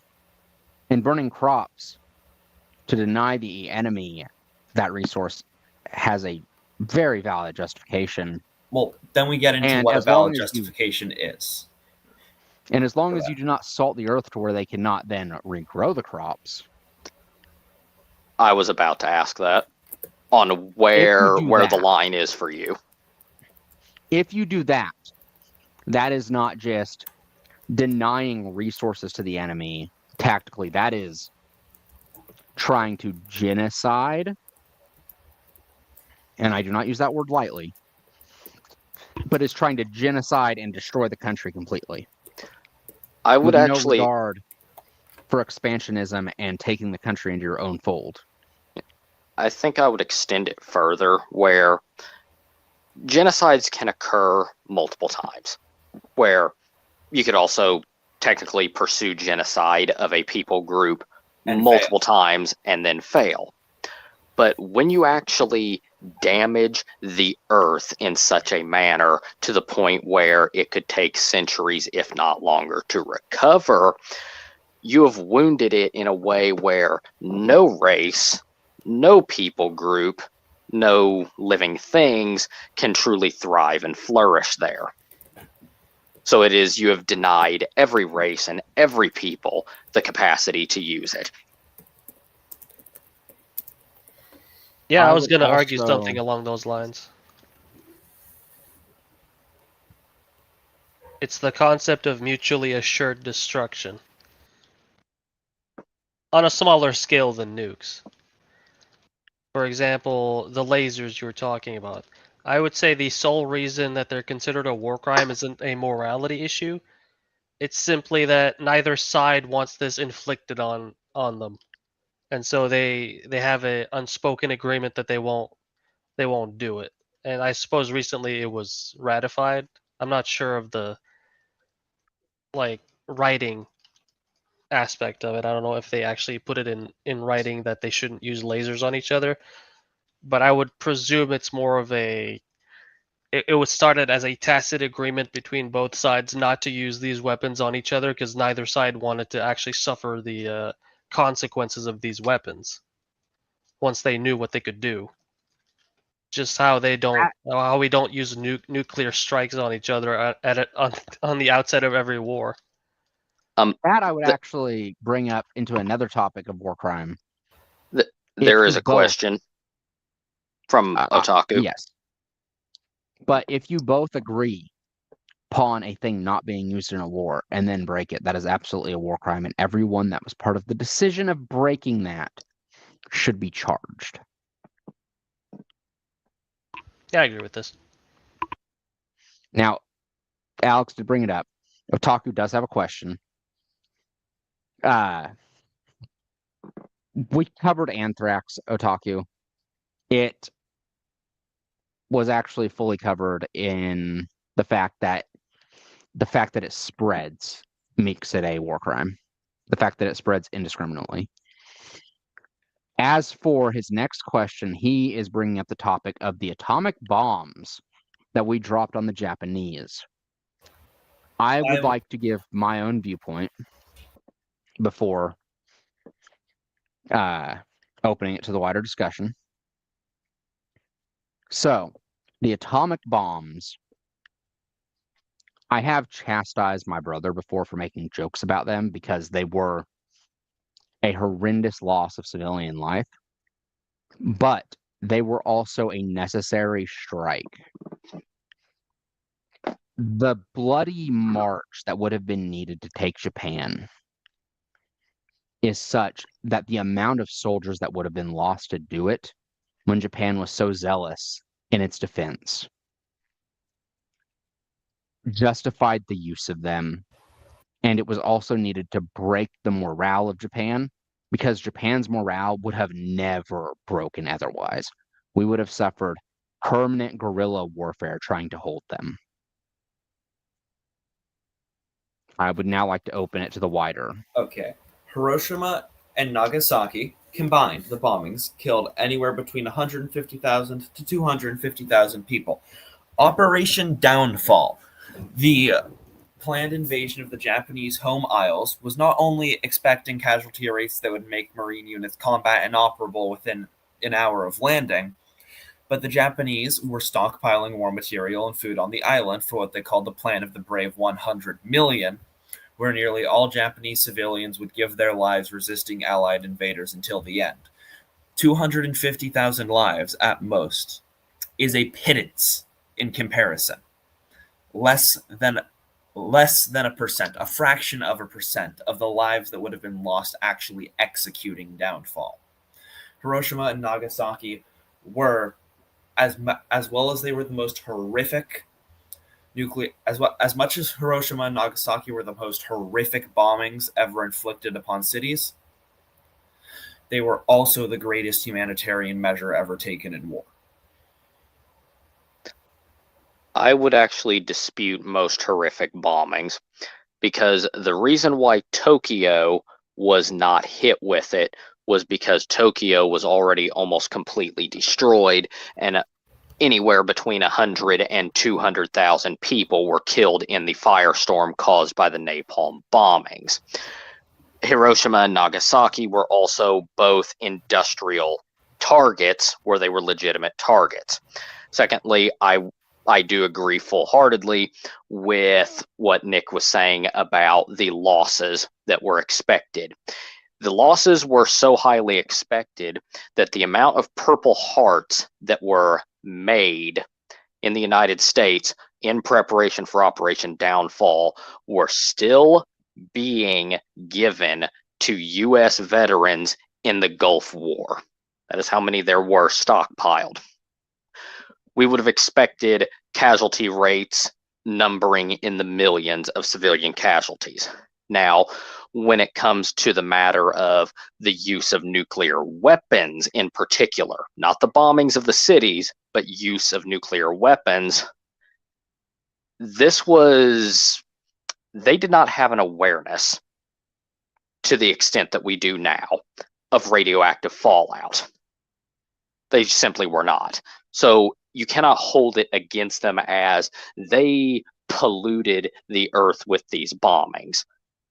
If they had known explicitly the way we do now, you could make the case that it in fact was a war crime when they could have just sidestepped the issue and spent a little bit more money and a couple hundred more potential lives to simply firebomb them into a giant slag heap. Yes, them not knowing precisely is why I didn't bring it up. Though I would push back against the notion that the cities completely were valid targets. I would say it is still quite a horrific loss of civilian life, and not the residential areas were not valid targets. But in this specific instance, the lives saved by committing this horrific act outweighed the lives that would have been lost had it not occurred. Would you say that it is similar to if one needs to saw off a gangrene-infested limb if there is an absence of antibiotics? It's an unfortunate travesty, but it is the preferred option. I think of it more in terms of the trolley problem, I'm going to be real, where you can either do the new thing and kill a smaller amount of people, or you can just let it play out, and many times more will die. Yes. And I would also posit another stance that I'm not sure people may have thought of, and it's because I'm thinking of the First World War. If they had instead decided to not invade Japan, and they had instead blockaded the entire islands, they would have killed millions of people in this blockade from famine. As noted, with something between 3 and I think 700,000 Germans starved to death in the First World War because they had nitrate shortages. And that being Germany with a much greater food self-sufficiency with it and its block with Austria-Hungary than Japan had. Correct. So even if we did a lowball estimate, that's still 1 million people starving to death. Civilians, women, children, young boys. Exactly. The bombings were an unfortunate, horrific tragedy, but in the end, the nukes were a necessity. So, I'd like to give a small light aside because Nick Archer brought up not a war crime if there's no one left to report it either. And I have a small amusing story from the World War. We had a Japanese American soldier that knew Japanese, and we would send him in as a infiltration unit to make Japanese soldiers surrender by talking to them. The amusing thing I'd like to bring up is during one of his recon operations, he saw a motorcycle he really wanted and thought, I really want that. I'm going to steal it. Surrounding the motorcycle were 3 Japanese soldiers. And, well, he knew he wasn't going to be able to talk to them. So he decided, yeah, I'm just going to kill these guys. One of them was sitting on the bike, and he didn't like that, so he shot him first and then killed the other 2 before stealing the bike and bringing it back home to America. I don't remember the soldier's name, but it's a very amusing story for me. And would classify as a war crime under the Geneva Conventions. I was about to So- say that's a straight up war crime. That's just a straight up crime. Yeah, that's not even a war crime. That's just I like I would went up and say- shot some guy to take his bike. I would say that the bombing, the atomic bombs were war crimes with an asterisk. Yes, we were justified in doing it, but that does not change the fact that it was a war crime. I will agree with you there. I would also say that outside of my view of the role of a commander, the duty of a commander, religious-wise, it would have been, and I know people don't like these words associated with war anymore, but the honor and glory would have been better to take it by landing and ground assault. Take Japan.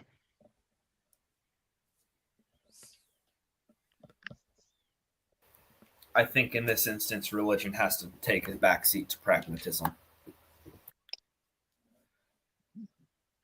Everything, if you're a commander, takes a backseat to pragmatism, in my opinion.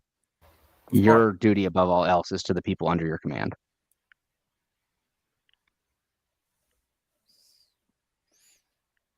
It was the right choice. To answer changed times, wouldn't that have caused Japan to just dissolve into chaos as famine set in and conflict between groups in Japan caused there to be no central authority to negotiate with to end the war? No, the Japanese revered their emperor as a god. And even after both nuclear bombings, Japan was going to fight on if the emperor had not signed his peace deal. We literally dropped the sun on them twice, and they were still ready to fight on if the emperor said so. The emperor in Japan is still revered, which the emperor right now is actually pretty awesome. They're the land of the rising sun. They were ready to be there with the sun as many times as it took. And one of the things that would be overlooked, they were actually, if I remember correctly, if they had decided to delay Operation Downfall a little bit longer, they would have gotten better at making more plutonium, and they probably would have dropped anywhere from half a dozen to over a dozen nuclear weapons, and then sent boots on the ground to invade. Japan would have been absolutely swept aside and destroyed brutally, whilst our boys would have been fighting in the radioactive fallout, not thinking anything wrong. Then, with their radioactive damaged bodies, without them realizing it, comes back to America and fathers the largest generation of Americans in history with potential low-level nefarious genetic defects. If they can even father them. If they could even father them.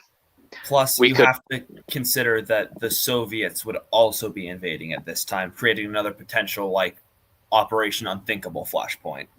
Mm-hmm. We can have an entire podcast episode dedicated to different branches World War II could have taken. I'm entirely up for that. Let's not dissolve It's into another that. rabbit hole we could go down for hours. I like this timeline where we have anime, so let's not. I like sushi. I would also, just as a quick aside, if anyone likes cigars, the Disciple, Rocky Patel, has been an excellent smoke. Highly recommend.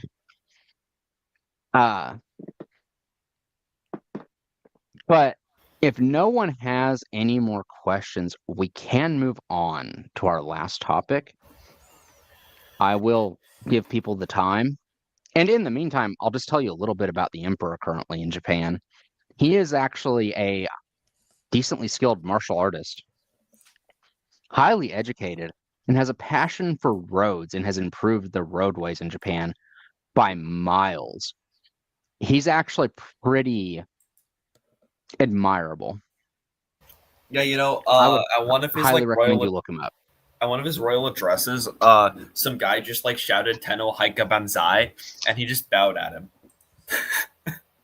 Like the emperor's like, "Oh, hey, he's nostalgic."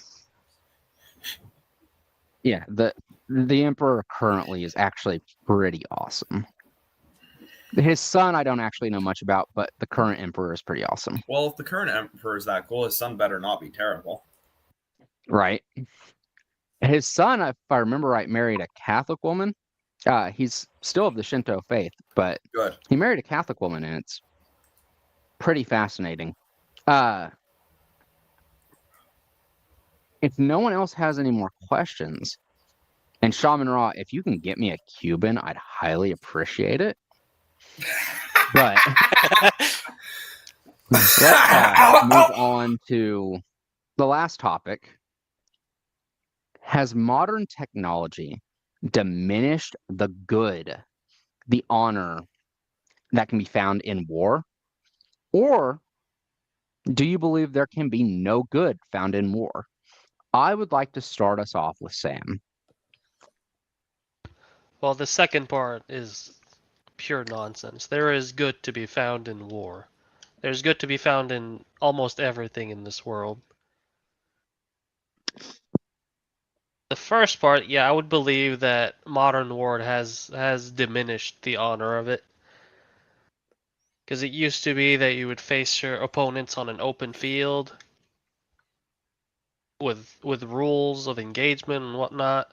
And now I would say most engagements have become, in recent history, such as the 2000s and 2010s, it was just guerrilla warfare for the most part. And even more recently in Ukraine, they're using drones to fight. And I don't know if you've seen the footage of that, but watching footage of that one Russian soldier giving up with a drone circling him and then the drone simply rushes into him and it explodes.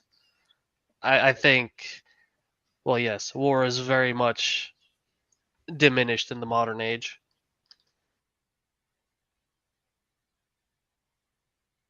I definitely agree, but my points will be made later. I'd like to move on to Jacky. So, while I said earlier that war is inherently not good, I would not say that there is no good to be found in war. However, modern technology has made the possibility of any good much smaller and the cost far greater. Wars used to be brutal, yes, but the scale was limited by human endurance, logistics, and weaponry. Even then, there were moments where courage, sacrifice, and moral clarity were they really shone through, like Thermopylae or any time we resisted tyranny. Modern warfare, though, drones, nukes, mass bombings, cyber warfare, even, it's a war waged at a distance, often against civilians, often with massive collateral damage. It's hard to argue that any lasting good comes from that kind of war. The human element, the chance for honor, discipline, or moral testing, is almost entirely abstracted away. So yes, war can still, even now, produce some good. It can stop evil, protect the innocent, or force societies to confront themselves.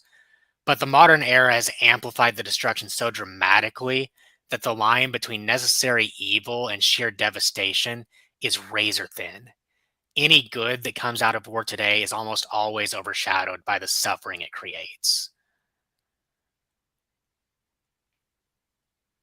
Well put. I'd like to move on to Nick. I think that, okay, for the good to be found in war, in terms of resources, modern technology has greatly increased the ability for self-sufficiency, for much more efficient trade. So wars for resources are practically a non-necessity anymore, unless you're like Kyrgyzstan and all your neighbors hate you for some reason, at which point you may have to make concessions or go to war for resources. Wars to protect against evil or revolutions when people have lost all other avenues. I don't think the good has decreased. I just think the cost has gone up. The only difference between wars then and wars now is that they cost more lives, both at home and abroad, in your own cities and on the fields of battle. They simply are more.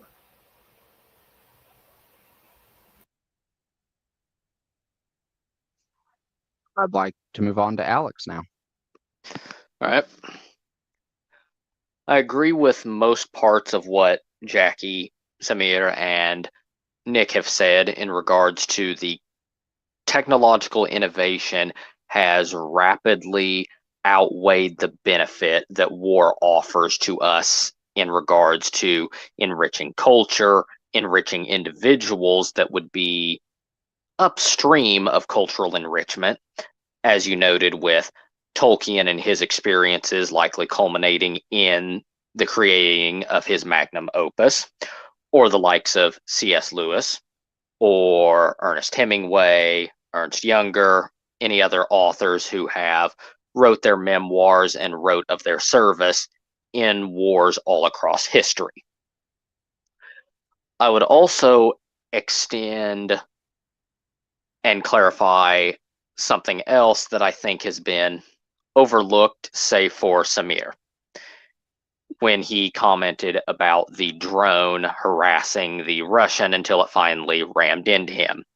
And it is that when it comes to conflict nowadays, particularly with drones, it reveals and has elevated the banality of bloodlust, which for a civilization, you never want your people, your warriors, and your killers to be so separated from the bloodshed that they think nothing of it any more than these are just pixels on a screen. This is not a man that is getting his guts and sinews and bones strewn about across a battlefield where you can smell the stench of it and see it or hear the screams and the visceral horrors of conflict and warfare.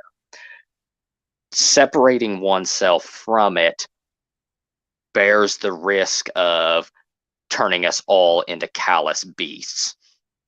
We all are aware of the separation that social media affords to people, where they can rail against their opponents with the most ferocious and inhuman slander, libel, and visceral hatred. And that spills over into the real world, where we are raising a generation of sociopaths that know not what death is, because they never taste it, they never smell it, they never see it. It is merely on a screen, hardly any different from something you'd see on television and think it a movie. So I think that not only has technology made warfare more destructive, it has made the disease that it does give in the souls and minds of people, it has made it far more infectious. Where instead of war veterans, some of them adjusting well and others not so much, an ancestor of mine, for example, had beaten more than one of his wives to death because he did not adjust well following the Civil War, in comparison to another ancestor who thrived despite being permanently crippled, and he lived to his 90s and was the great grandfather of Harry S. Truman, who he was, I believe, named after, Harrison Wascom. Technology has now allowed for bloodshed to be shielded from our eyes and from our senses. And this is not a good thing for our civilization, because war needs to be separated from matters of peace and matters of civilian life, just as how other topics are perfectly fine within context, but they should be separated. Topics pertaining to sexual relations and romance ought to be separated from very young children. It does not benefit them, and it can outright be harmful to them. So we keep it separated. The same goes for war and conflict. And with technology, it's now here to stay, and we're not going to be able to escape it. Well put. The clash of shield and sword is what births heroes. Glory cannot be won by pressing a button and killing a man far your better from a distance. It is won by meeting death eye to eye and surpassing it. Even the gods themselves bleed in the clash of war. Why should man be any different? Technology has separated us so far from the clash that it cannot be an honorable end, not truly. If you wish to look at the last remnants of glory and war, I would recommend you read The Storm of Steel by Ernst Younger.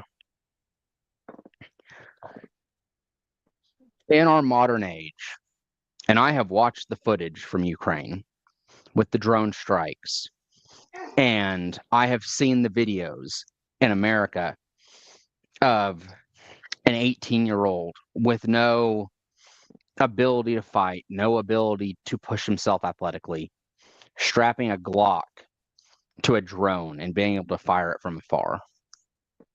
There is no glory. There is no honor in that. And there can never be. War in the modern age has fallen far from anything that will be told in the sagas, the Eddas, or the storybooks of heroes to rise and emulate, of visionaries to base your own self upon. And this cannot be undone. I would now like to open the table to further discussion.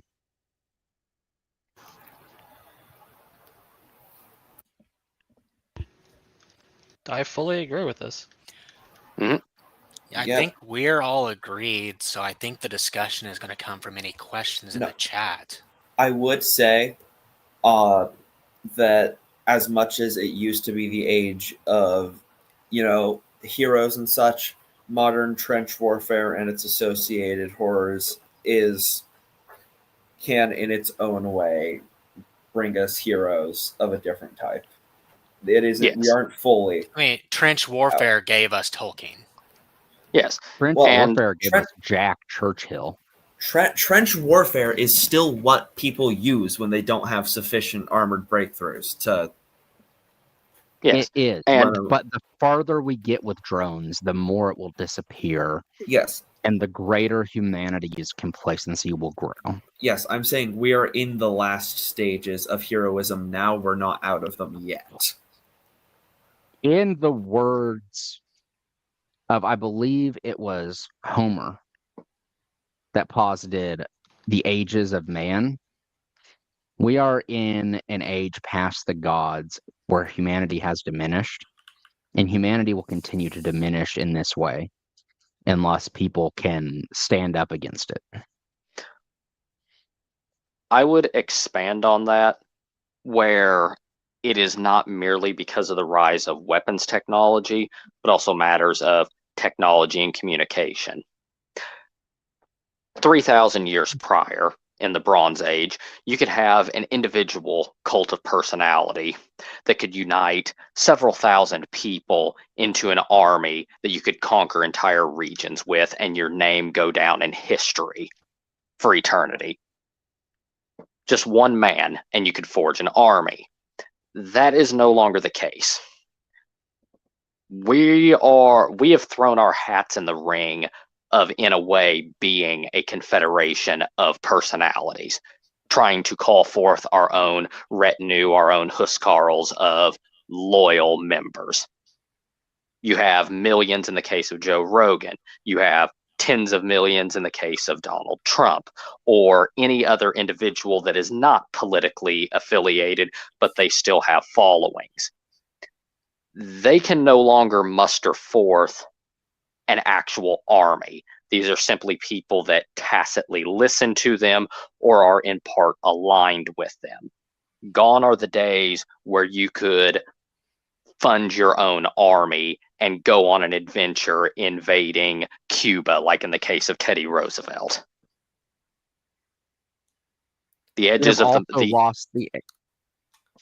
the edges of the map have been filled in. The sea dragons have been slain. Leviathan is no more. I would point out the what you were talking about, Dylan. It was Hesiod in his Works and Days, not Homer. Bang.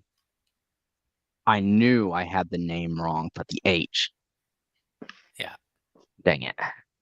Thank you, Jacky. Stupid Greeks and their goddamn names. I would also posit that we've lost the days of the commanders. We've lost the days of the glorious charge. We've lost the days where the commander had to put himself in danger. And that is a travesty. I would also include the concept of the warrior prince. We do not see as often now the aristocracy, the rich, descending down into the blood, the guts, the mud, and the trenches of hardship and war. In yesteryear, that was part and parcel. Take George Washington, for example, in the French and Indian War, and later when he led the Continental Army. He was a rich planter and a landowner, and he descended from landowners. He had a name that he bore that was an Indian warrior name that meant town destroyer, that came from his great-grandfather, who was a warrior, and he referred to himself as such in letters to Indian tribes and warriors. So he was a warrior aristocrat, as were most admirals, most officers, and most other commanders in the British Army, the French Army, and armies all across Europe. Especially the Russian army. Yes. So Shaman Ra is asking, why do we need the glorification of war or war heroes, barring religious views? What exactly does it do when the same qualities can be not only found, but demonstrated by, say, an NFL player? I would like to get back to this question after I say something in regards to the edges of the map have been filled in with Alex. Okay. It is not entirely true. Yes, it is not of course. Entirely true. And there is a reason that my bucket list includes expeditions into the Amazon, expeditions into northern Myanmar, and expeditions into the Congo. For the edges of the map have not been fully filled in. And I would like to be part of striding forth into those areas and filling them in myself, no matter if I might die in the doing. Now, we can get to shamans. Wait, one thing first. You were talking about the age of the charge is over. It reminded me of a poem I read a long time ago called the Charge of the Light Brigade. I don't know if you've ever read that. Yes. Excellent poem. If you want, you can pull it up and read it. Well, it's a very long poem, but the one passage that always sticks with me is, I believe, the third verse. Cannon to right of them, cannon to left of them, cannon in front of them, volleyed and thundered, stormed at with shot and shell. Boldly they rode, and well into the jaws of death, into the mouth of hell rode the 600. I think that poem was specifically talking about the end of the age of charging ahead. Because all you would meet is a wall of cannon fire. And now I would like, even an elaboration, our leaders, our very leaders of nations would stride forth into the bowels of war and come out. Generally, if they didn't die, they would come out the better for it. Even if it was they accomplished terrible things, they would still generally afterwards accomplish great things. I would now like to move on to Shaman's question. And I think I'll let someone else take it, even though I could.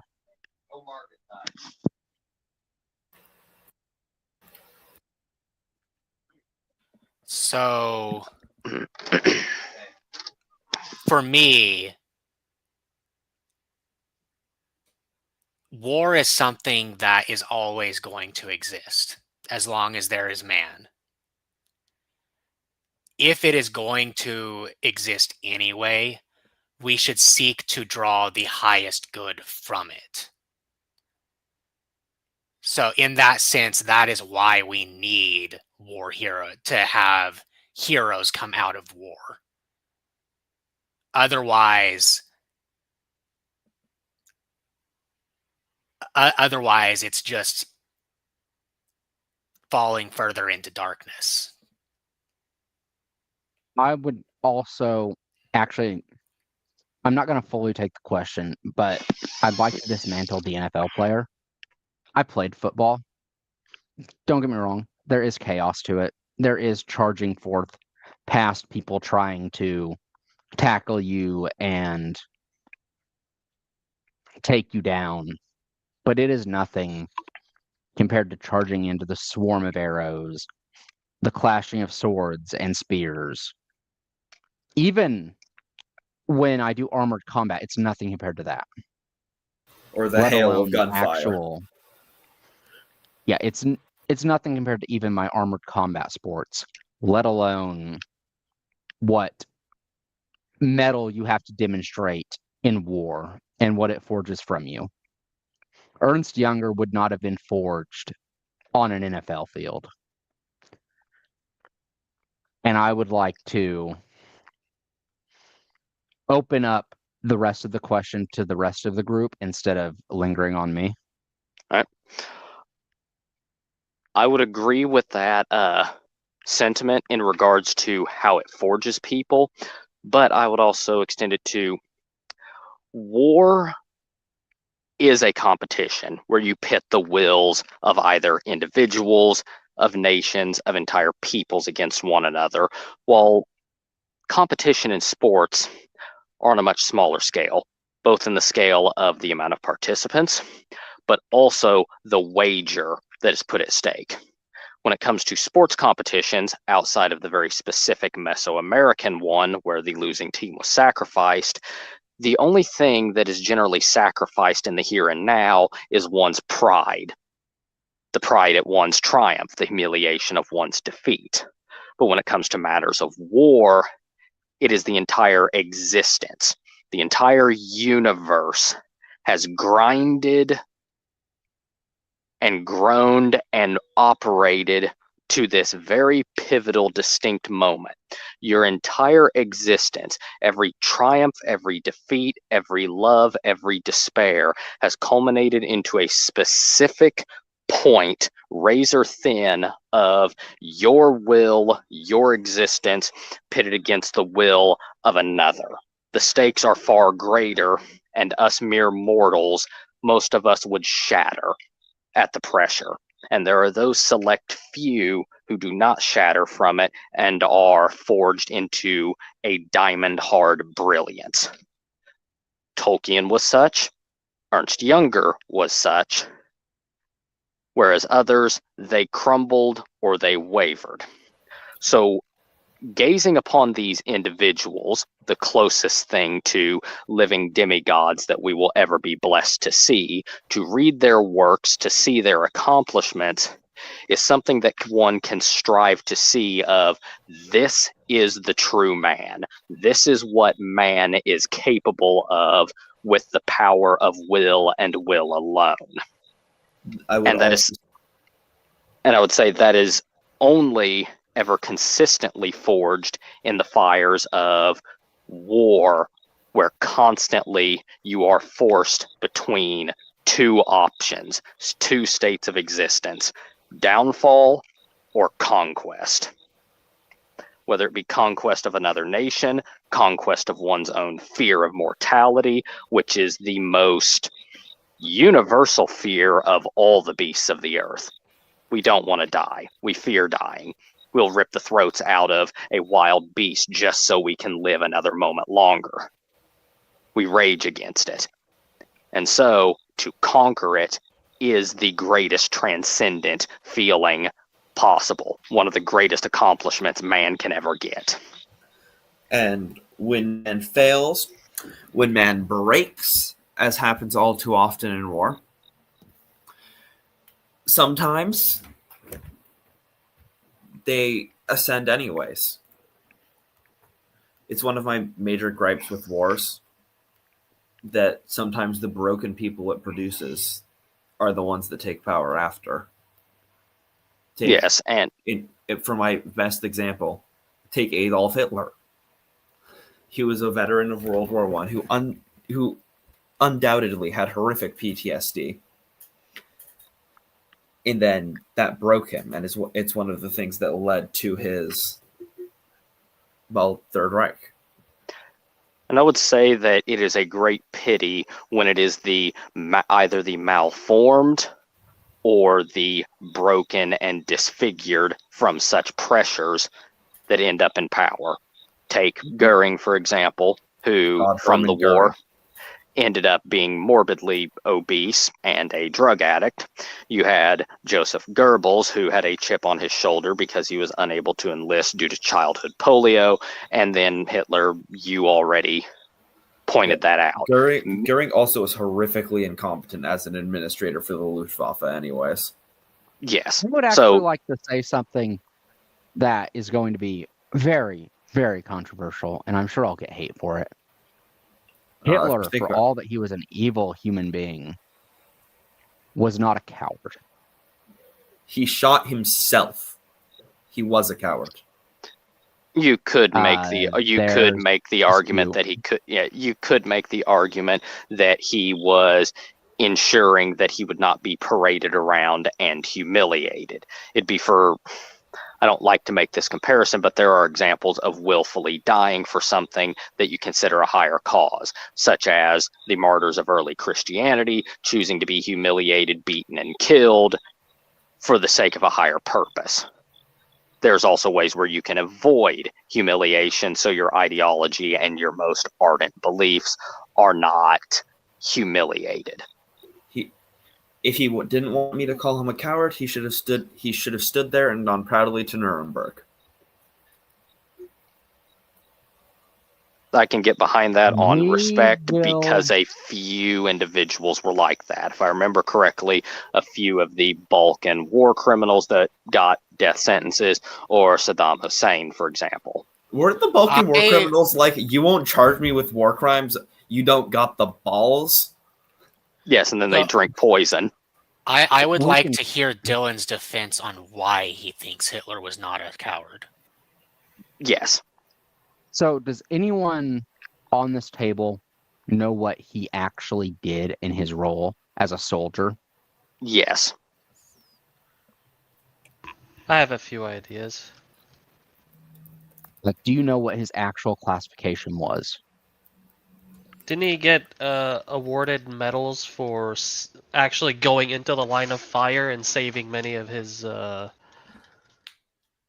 soldiers? He was at the Battle of Ypres, right?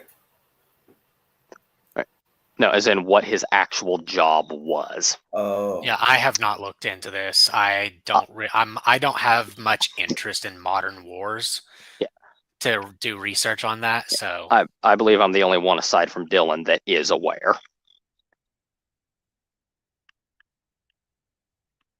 Would you like to say Dylan or me? Go ahead. All right.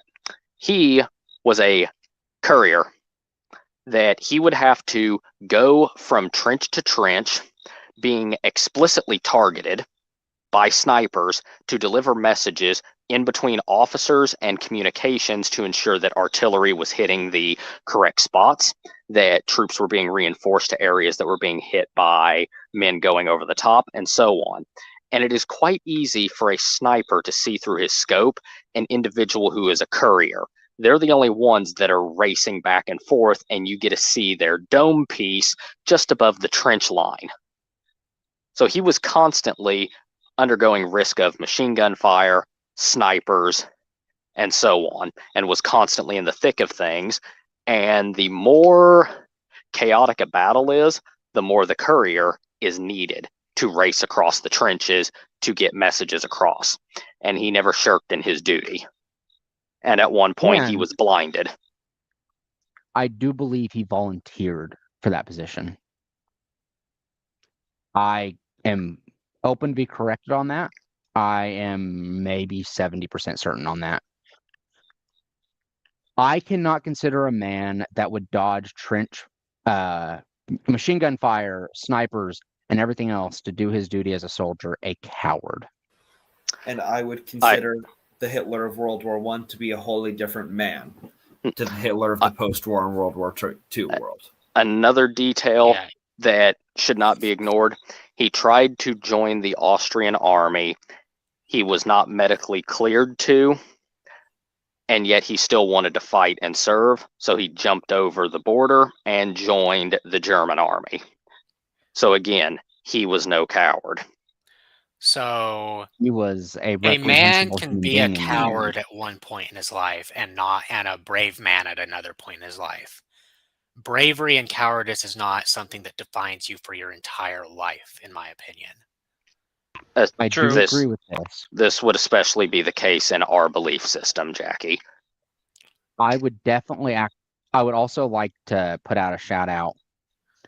This is definitely just me raging against some of the people that have taken up the religion in modern times that are all Nazis could never make it to Valhalla. They're idiots. Odin doesn't care what your ideology was. If you were a warrior of good standing, if you had the medal, you can end up in his hall. Odin And didn't care Hitler- about morality. He cared about warriors. This is a god who is credited as having started wars for personal amusement and entertainment. Hitler was a reprehensible human being in the end, but I would never say he never had good qualities about him.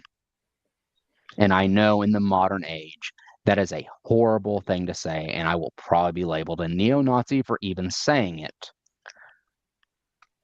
But it is true. That label has really lost its meaning at this point. Very much True. so. Semantic satiation. Semantic satiation. There's another thing I would like to bring up, just because I find it interesting, and PTSD was mentioned. That PTSD, and I have read the medical research on it, PTSD is more of a thing in modern warfare than it ever was because of what it actually is. And it's that your brain has been active for so long to have to look for the incoming fire, the incoming explosions, and everything like that, that it cannot deactivate itself from that. Warfare in its inherency does not cause PTSD. Modern warfare is what causes the PTSD mostly. Yes, modern warfare with its explosions, its shells, its constant barrages forces your mind to always be active, to always be looking everywhere for what is going to kill you next. To always And if you've have done your that. But no, keep going, Dave. to always have your ear trained to determine where the trajectory of the shell is going to land.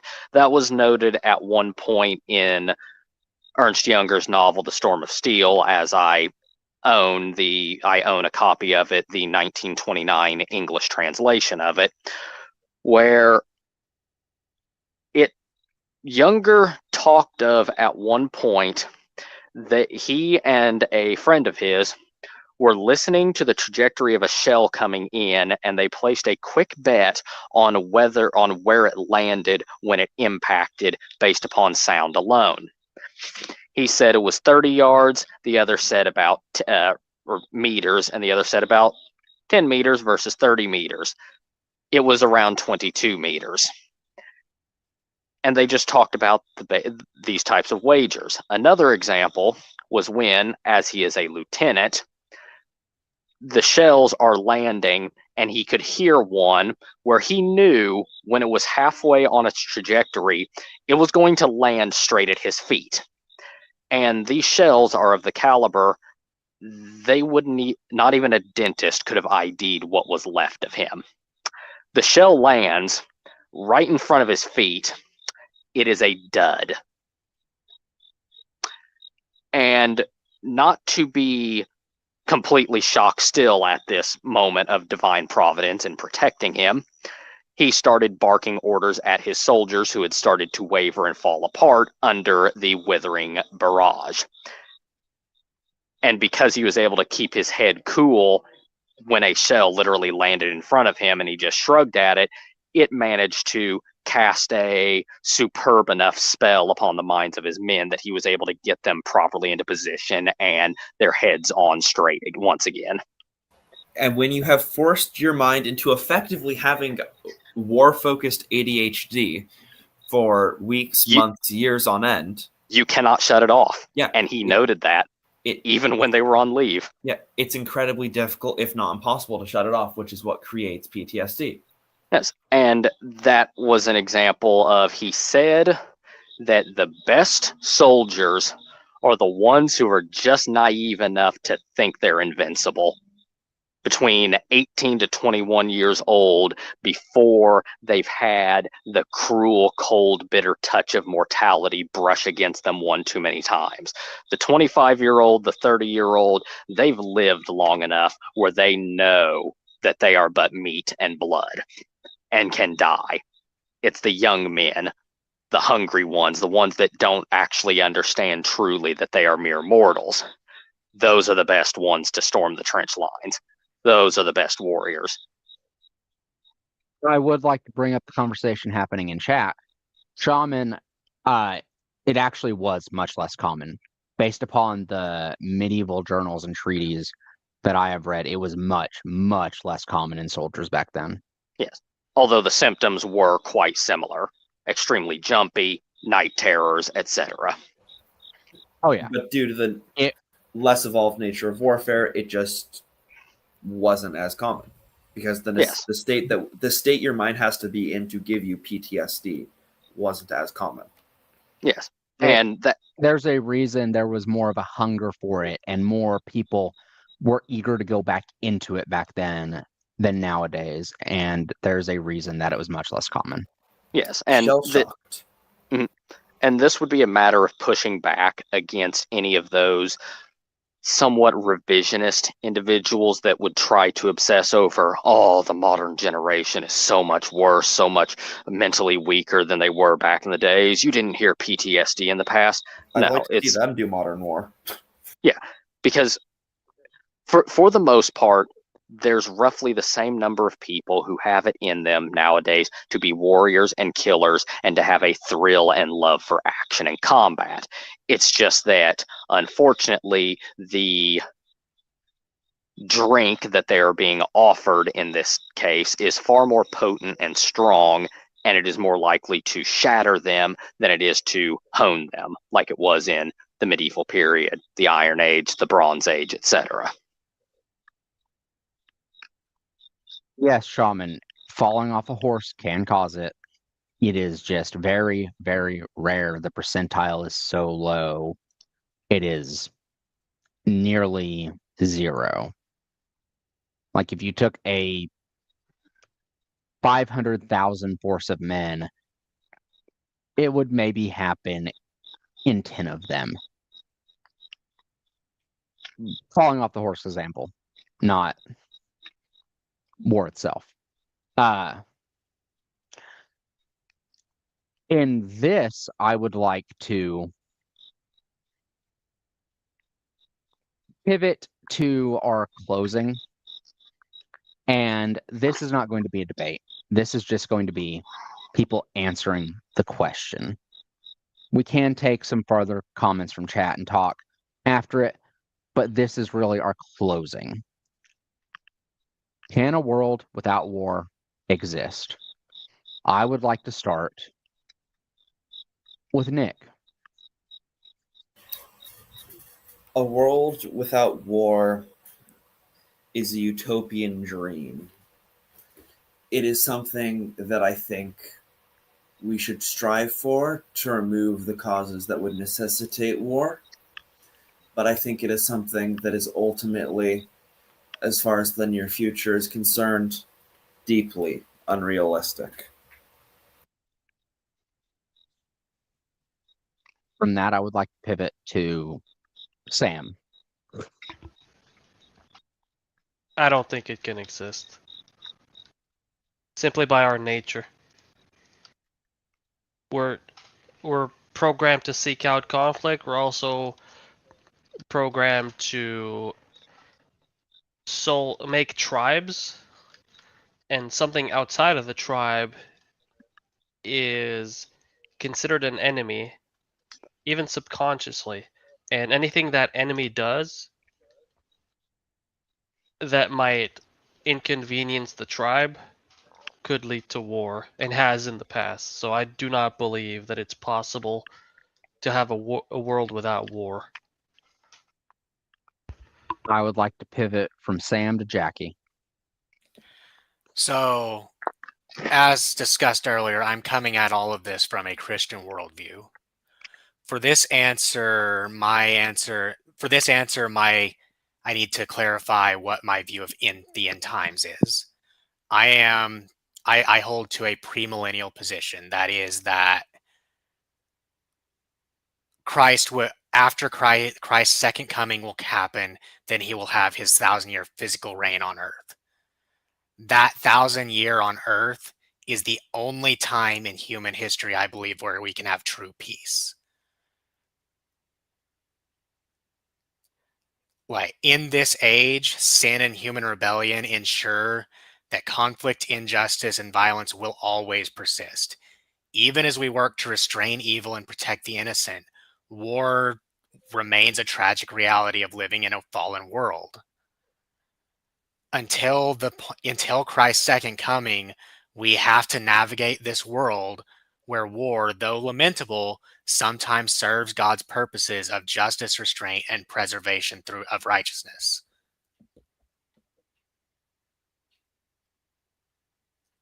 From Jacky, I will go to Alex.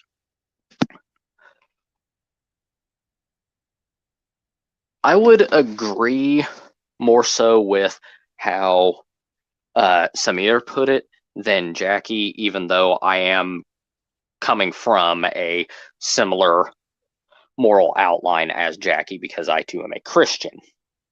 That outside of a hypothetical end times where Christ rules and heaven and earth become one and everything is restored, sin is no more, outside of that, war will continue.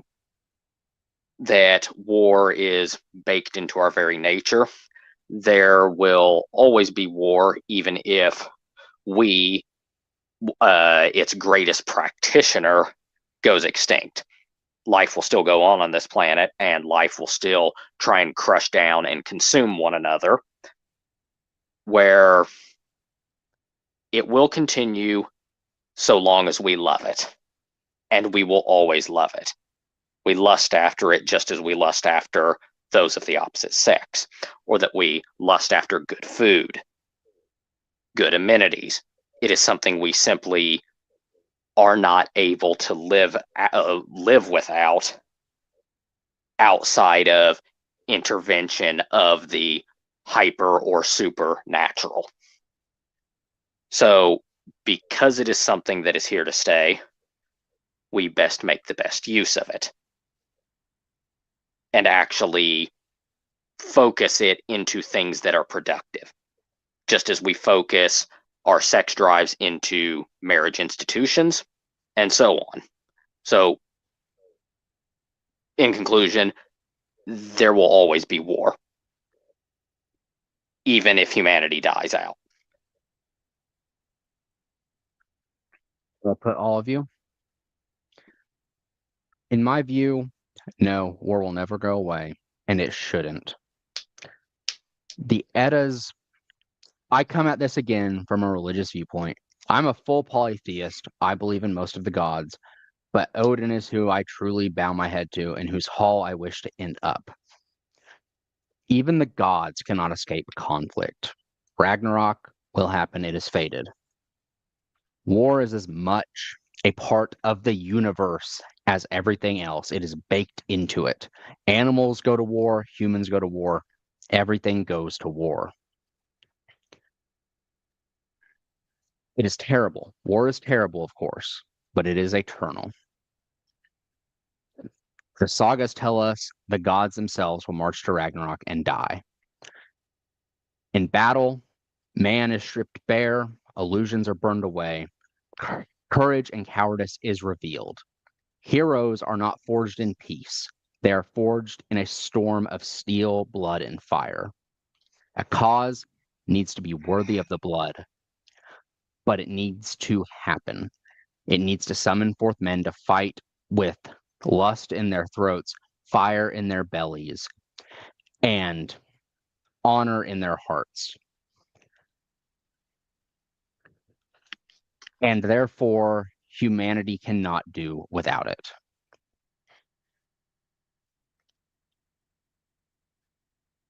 That is my point of view on it. And I would like to just open for a little farther rambling. The chat, if they have any questions from anything that's happened so far in this stream, can ask them. And afterwards, we will close out the episode.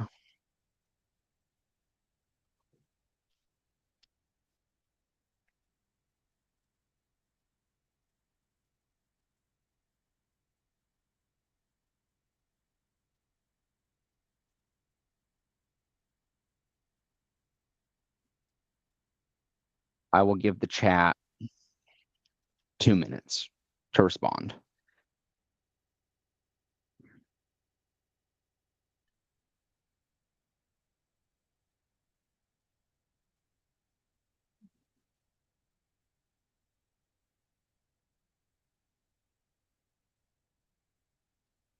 It's also open to the table, of course. I don't really disagree with you on most of these points. Even though I personally don't like war.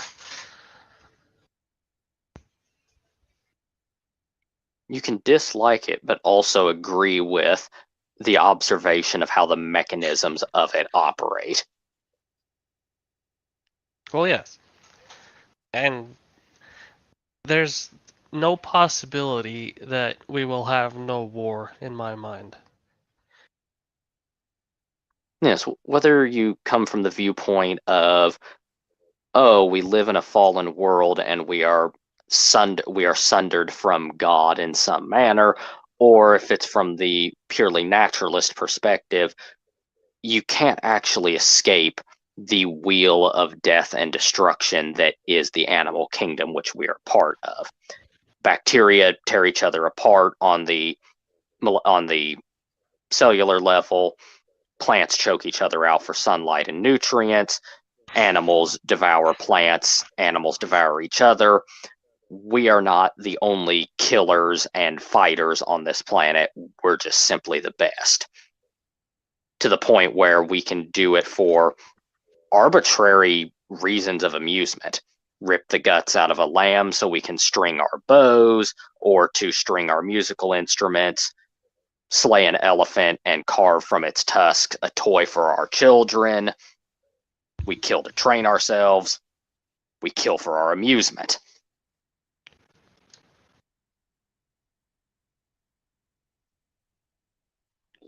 That is the 2 minutes. I think as humans, we need to accept that conflict is the forge of greatness. Without struggle, there is no saga, no song, no hero. War is our ideal, our doom, and our destiny. And with that, I will end this episode.